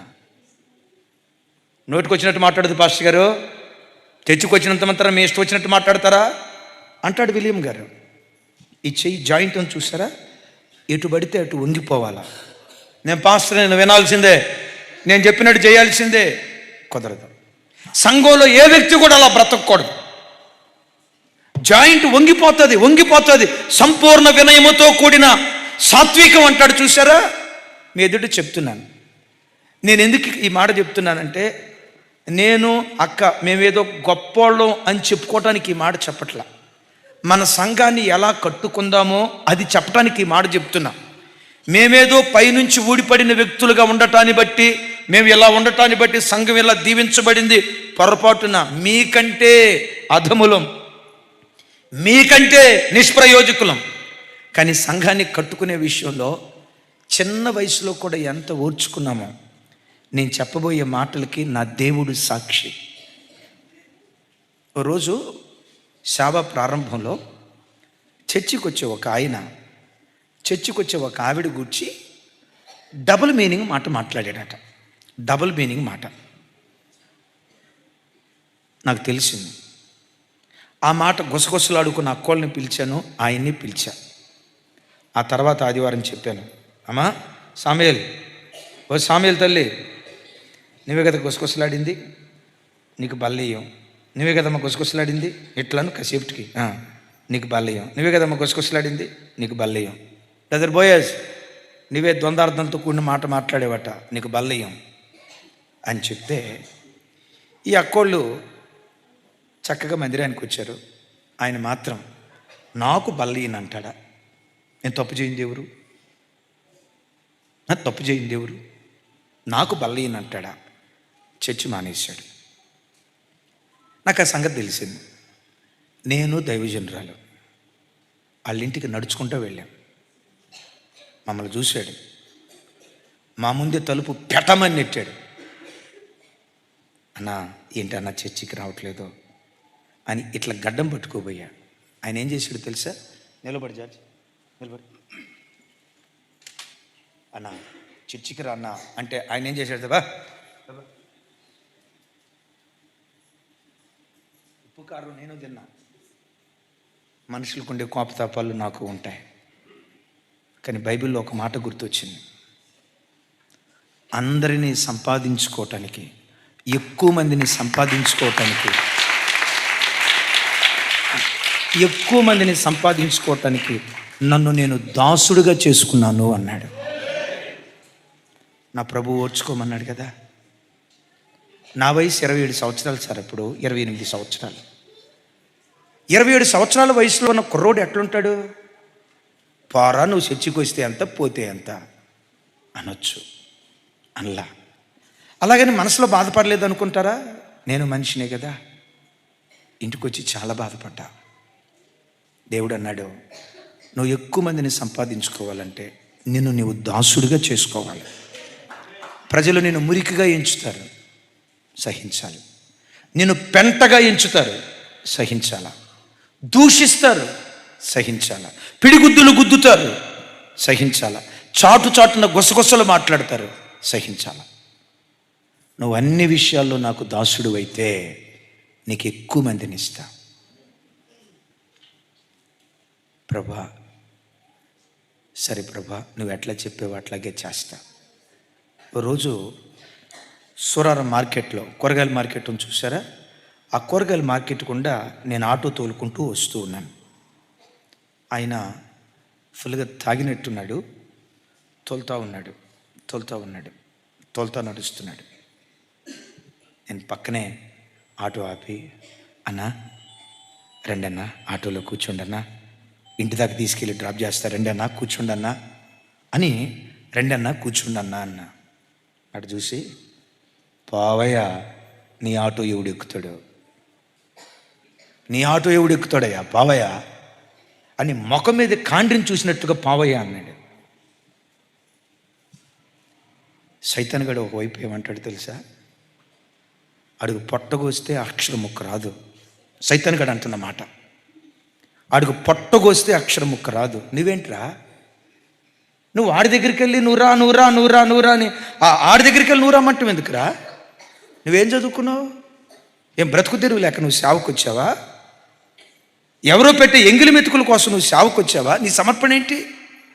ఇదే పట్టణంలో నువ్వు ఇంజనీరింగ్ చదివి, ఇదే పట్టణంలో ఇంజనీరింగ్గా ఉద్యోగం చేసి నువ్వు సేవకు, ఆడికి పొట్టగోస్తే అక్షరం ముక్క రాదు. సైతాన్ గడు మాట్లాడిన మాట. ఒక కెమికల్ ఫ్యాక్టరీలో ఆఫ్టర్ ఆల్ కామన్ వర్కర్. నువ్వు కంపెనీలో పనిచేసేవాడివి కదా, నీ చేతి కింద అనేక మంది పని వాళ్ళు పనిచేసేవాడు.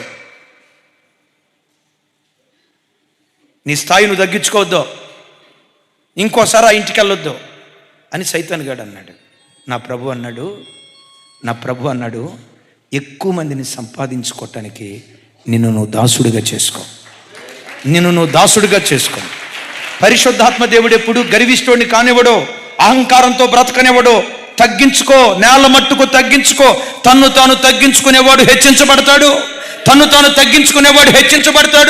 స్థాయి భేదాలు ఎప్పుడు ఆలోచించొద్దు. సైతాన్ గడు మాట వినొద్దు. దేవుడు ఒకవైపున మాట్లాడుతున్నాడు, సైతాన్ గడు ఒకవైపున మాట్లాడుతున్నాడు. యవన వయసు 27-28 సంవత్సరాల వయసు. గదిలోకి వెళ్ళి నాగారం అక్క ఎంత ఏడ్చానో తెలుసా? దేవా, సేవ అంటే ఎలా ఉంటుందా? ప్రతి వాడి చేత ఊహించుకునేదా సేవ? అదుపు లేకుండా ఈ మాటలు భరించేదా సేవ? మేము ఎలా సేవ చేస్తున్నామో ప్రజలకు తెలీదా? ఏంటి ప్రభువా? నీకు ఎక్కువ మందిని ఇవ్వాలంటే ప్రజలు నిన్ను పెంటగా ఎంచుతారు. ఆయన హేపా అన్నాడంటే ఇంకో రోజు వస్తుంది, పెంటగా నిన్ను ఎంచుతారు. అయినా నువ్వు సహించాలా. పిడిగుద్దులు గుద్దుతారు, సహించాలా. చాటున గుసగుసలు మాట్లాడతారు, సహించాలా. నిన్ను నువ్వు దాసుడిగా అప్పగించుకుంటే ఎక్కువ మంది నీకు ఇస్తా. తెల్లారిన తర్వాత నేను దైవ సేవకురాలు మరలా ఆ ఇంటికే వెళ్ళాం. ఇలా జరిగిందని తెలుసు, ఆ ఇంటికే వెళ్ళాం. సేవకురాలు నేను ఎప్పుడైనా తప్పు మాట్లాడితే వెంటనే నన్ను సరిదిద్దుతుంది. తాను ఎప్పుడైనా తప్పు మాట్లాడితే తక్కువ, నేను సరిదిద్దుతా. ఇద్దరం వెళ్దాం అనుకున్నాం, వెళ్ళాం. Same repeat. ముందే తలిపేసి నోటికొచ్చినట్లు అన్నాడు. అట్లా అనొద్దనా? ఒక సంఘ కాపరిగా నా బాధ్యత. గద్దించకపోతే, కాపరి దిద్దుబాటు చేయకపోతే మీ ఆత్మల విషయమే రేపు నేను దేవుని దగ్గర లెక్క అప్పగించాలన్నా, మీ మీద బాసిజం చేసేవాళ్ళం కాదు. అది దేవుడు మాకు ఇచ్చిన అధికారం కాదు, హక్కు కాదు, అధికారం కాదు. దిద్దుబాటు చేయకపోతే మీ ఆత్మల విషయమే రేపు నేను దేవునికి లెక్క అప్పగించాలి. ప్రసంగాలు చెప్పేవులేవయ్యా, ఇది ఈ లాంగ్వేజ్. ప్రసంగాలు చెప్పేవులేవయ్యా.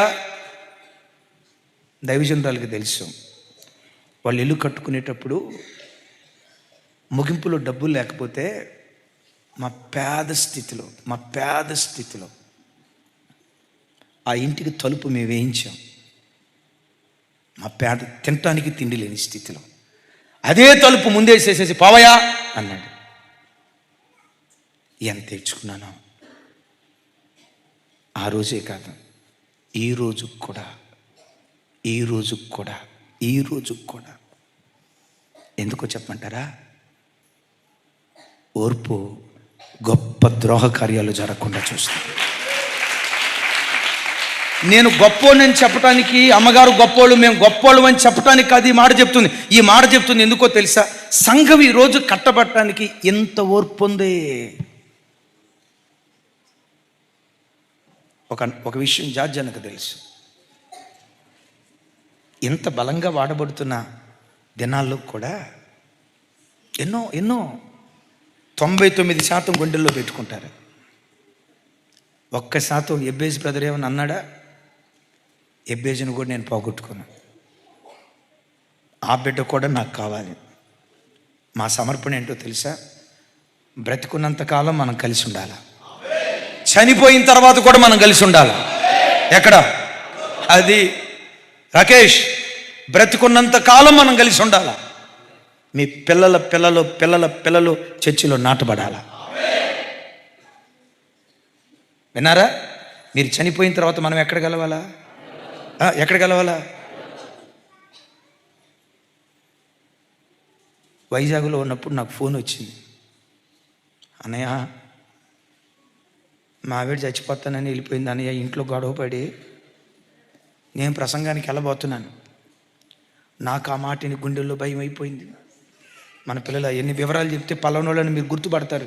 వెంటనే తమ్ముడికి ఫోన్ చేసి, తమ్ముడా ఏమైపోయిందో చూడండి అని చెప్పి, ఇక ప్రసంగ వేదిక ఎక్కే ముందు మరలా తమ్ముడు ఫోన్ చేశాడు. అన్న, చీకట్లో ఏం కనపడలేదన్నా, కాకపోతే ఆ బావి దగ్గరికి వెళ్తే ఒక సిప్పు కనపడుతుందన్నా, అది మావిడి సిప్పులాగే ఉందన్నా అన్నాడు. ఒక కాపరి ప్రజల కొరకు ఎలా తప్పిస్తాడో ప్రసంగం చేస్తున్నంతసేపు ఏడుస్తూ ప్రసంగం చేశాడు. దిగిన తర్వాత ఏ వార్త వినాల్సి వస్తుందో, దేవా ఆ వార్త వినకూడదు, దేవా ఆ వార్త వినకూడదు, దేవా ఆ వార్త వినకూడదు, ఆ వార్త వినకూడదు. మెసేజ్ అయిపోయింది. కిందకి దిగా దిగటంతో ఆ తమ్ముడికి ఫోన్ చేశా. తమ్ముడు, చెల్లి ఎవరన్నా దొరికిందా? అన్నయ్య, ఆ బావిలో టార్చి లేటేసి చూస్తున్నా, ఏం కనపట్లేదన్నా. చెప్పు మాత్రం ఒక జత చెప్పు ఉందన్నా, అది మావిడిలాగే ఉందన్నా అన్నాడు. ఆ రాత్రి నిద్రపోకుండానే ఎంత ఏడ్చావు. ఏం జరిగిందో తెలుసా? తెల్లారి నేను ప్రార్థన అయిపోయిన తర్వాత మొట్టమొదటి ఫోన్ ఆ తమ్ముడికే చేశాను. తమ్ముడు, బావి దగ్గరికి వెళ్ళావా? బావి కాడు కాదన్నా, వాళ్ళ పుట్టింటికి వెళ్ళిందంటలే అన్నా అన్నాడు. ఆ మాట అంటంతో ఎంత నెమ్మది అనిపించిందో. వాళ్ళని పిలిచి కడుపు నిండా భోజనం పెట్టి వాళ్ళిద్దరికీ బట్టలు కొనిపెట్టి, మీరు అక్కడ ఉంటే ఎంత ప్రేమ పంచామో మేము ప్రకటించే దేవుడు దీనికి సాక్షి. కొంతమంది అల్లరి గ్యాంగ్ ఉంటారుగా, ఒకళ్ళిద్దరు ఈ అల్లరి గ్యాంగ్తో జాయిన్ అయ్యాడు. జార్జ్ అన్న మంచోడు కాదు, రాజు అన్న మంచోడు కాదు, జెర్మియా అన్న మంచోడు కాదు. జెర్మియా అన్న మంచోడే. జెర్మియా అన్నని జార్జ్ అన్న జడగొడుతున్నాడు.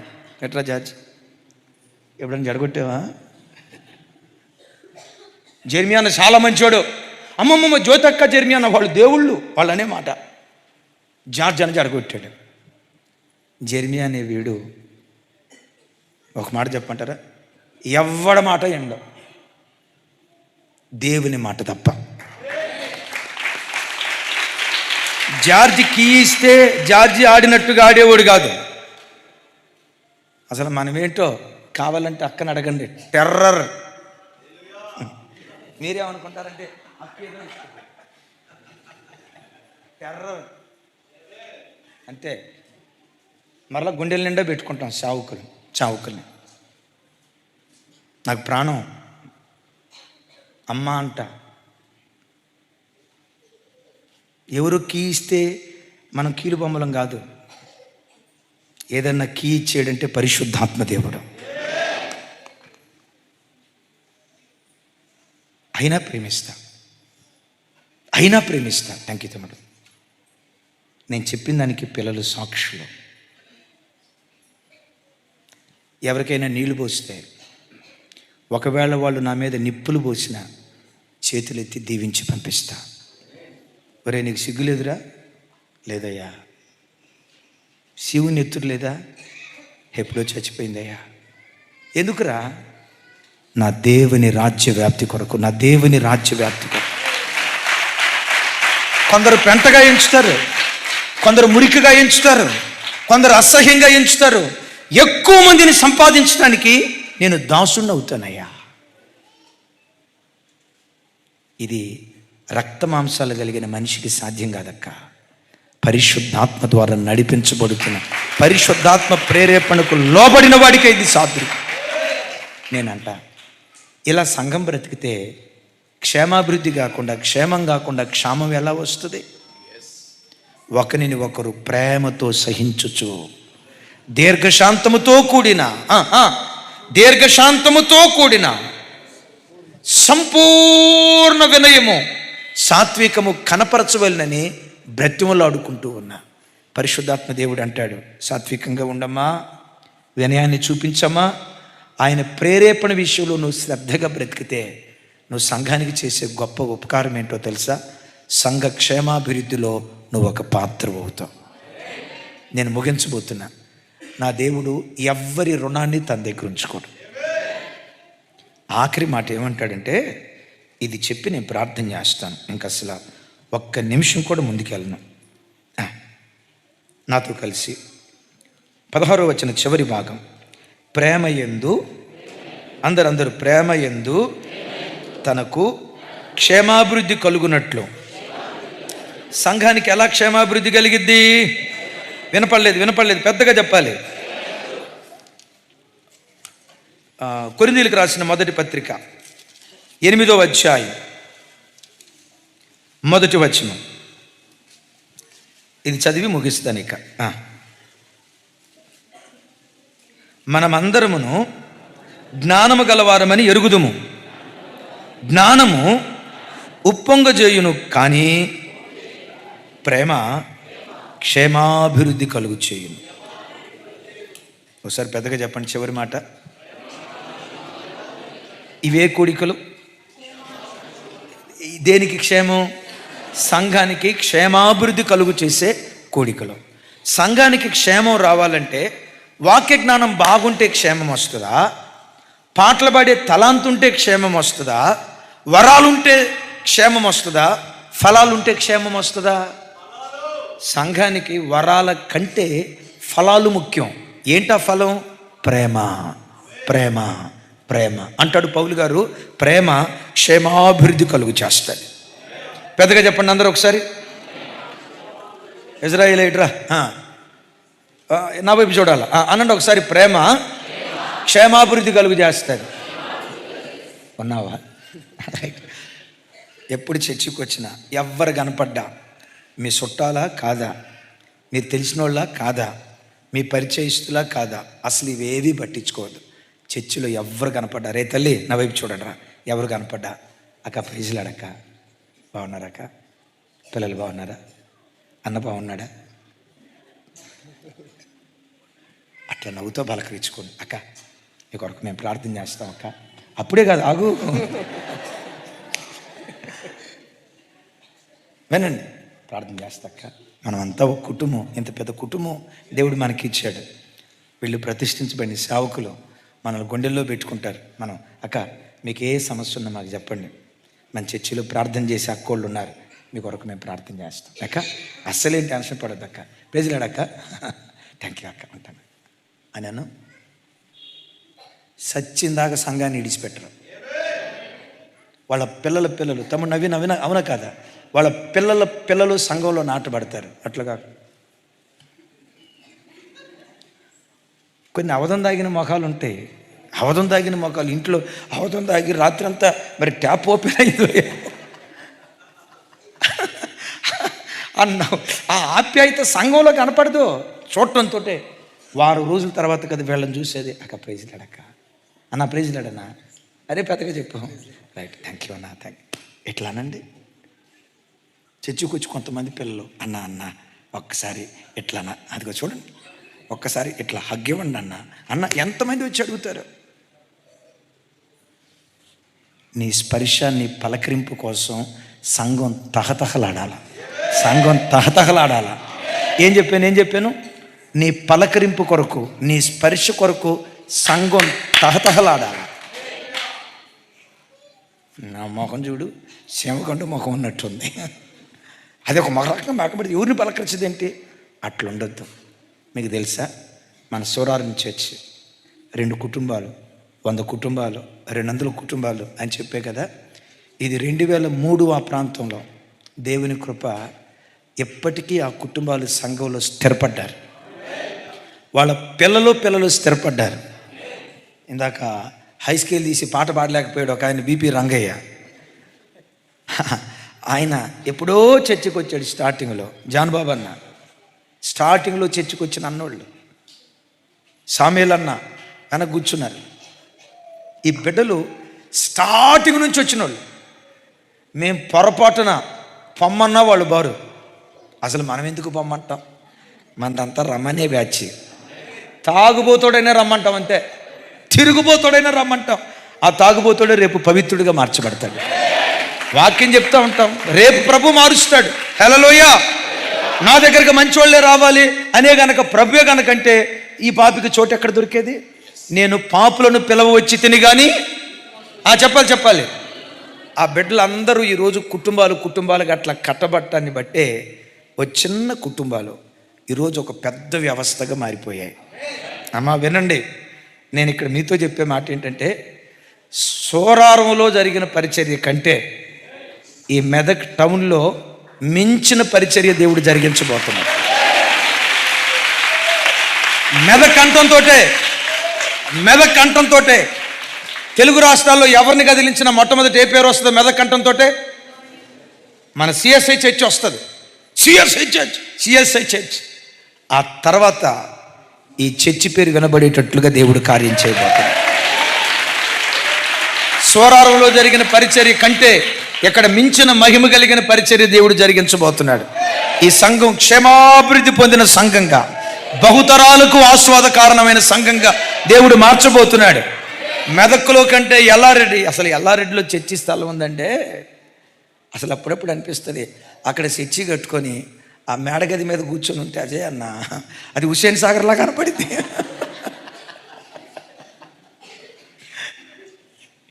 హుస్సేన్ సాగర్లా కనపడింది. రైట్. మన సంఘాలనమ్మా ఇలా ప్రేమగా కట్టుకుందాం, ఐక్యతో కట్టుకుందాం. ఒక తండ్రికి పుట్టిన బిడ్డలాగా కలిసి ఐక్యమత్యంగా బ్రతుకుదాం. అలా బ్రతుకుదామన్న వాళ్ళు చెయ్యండి ఇట్లా. దేవుడు మీ అందరినీ దీవించి వర్ధిల్ల చేయునుగాక. Thank you. మిమ్మల్ని, మీ కుటుంబాలను, మీ పిల్లలను నా దేవుడు దీవించి వర్ధిల్ల చేయునుగాక.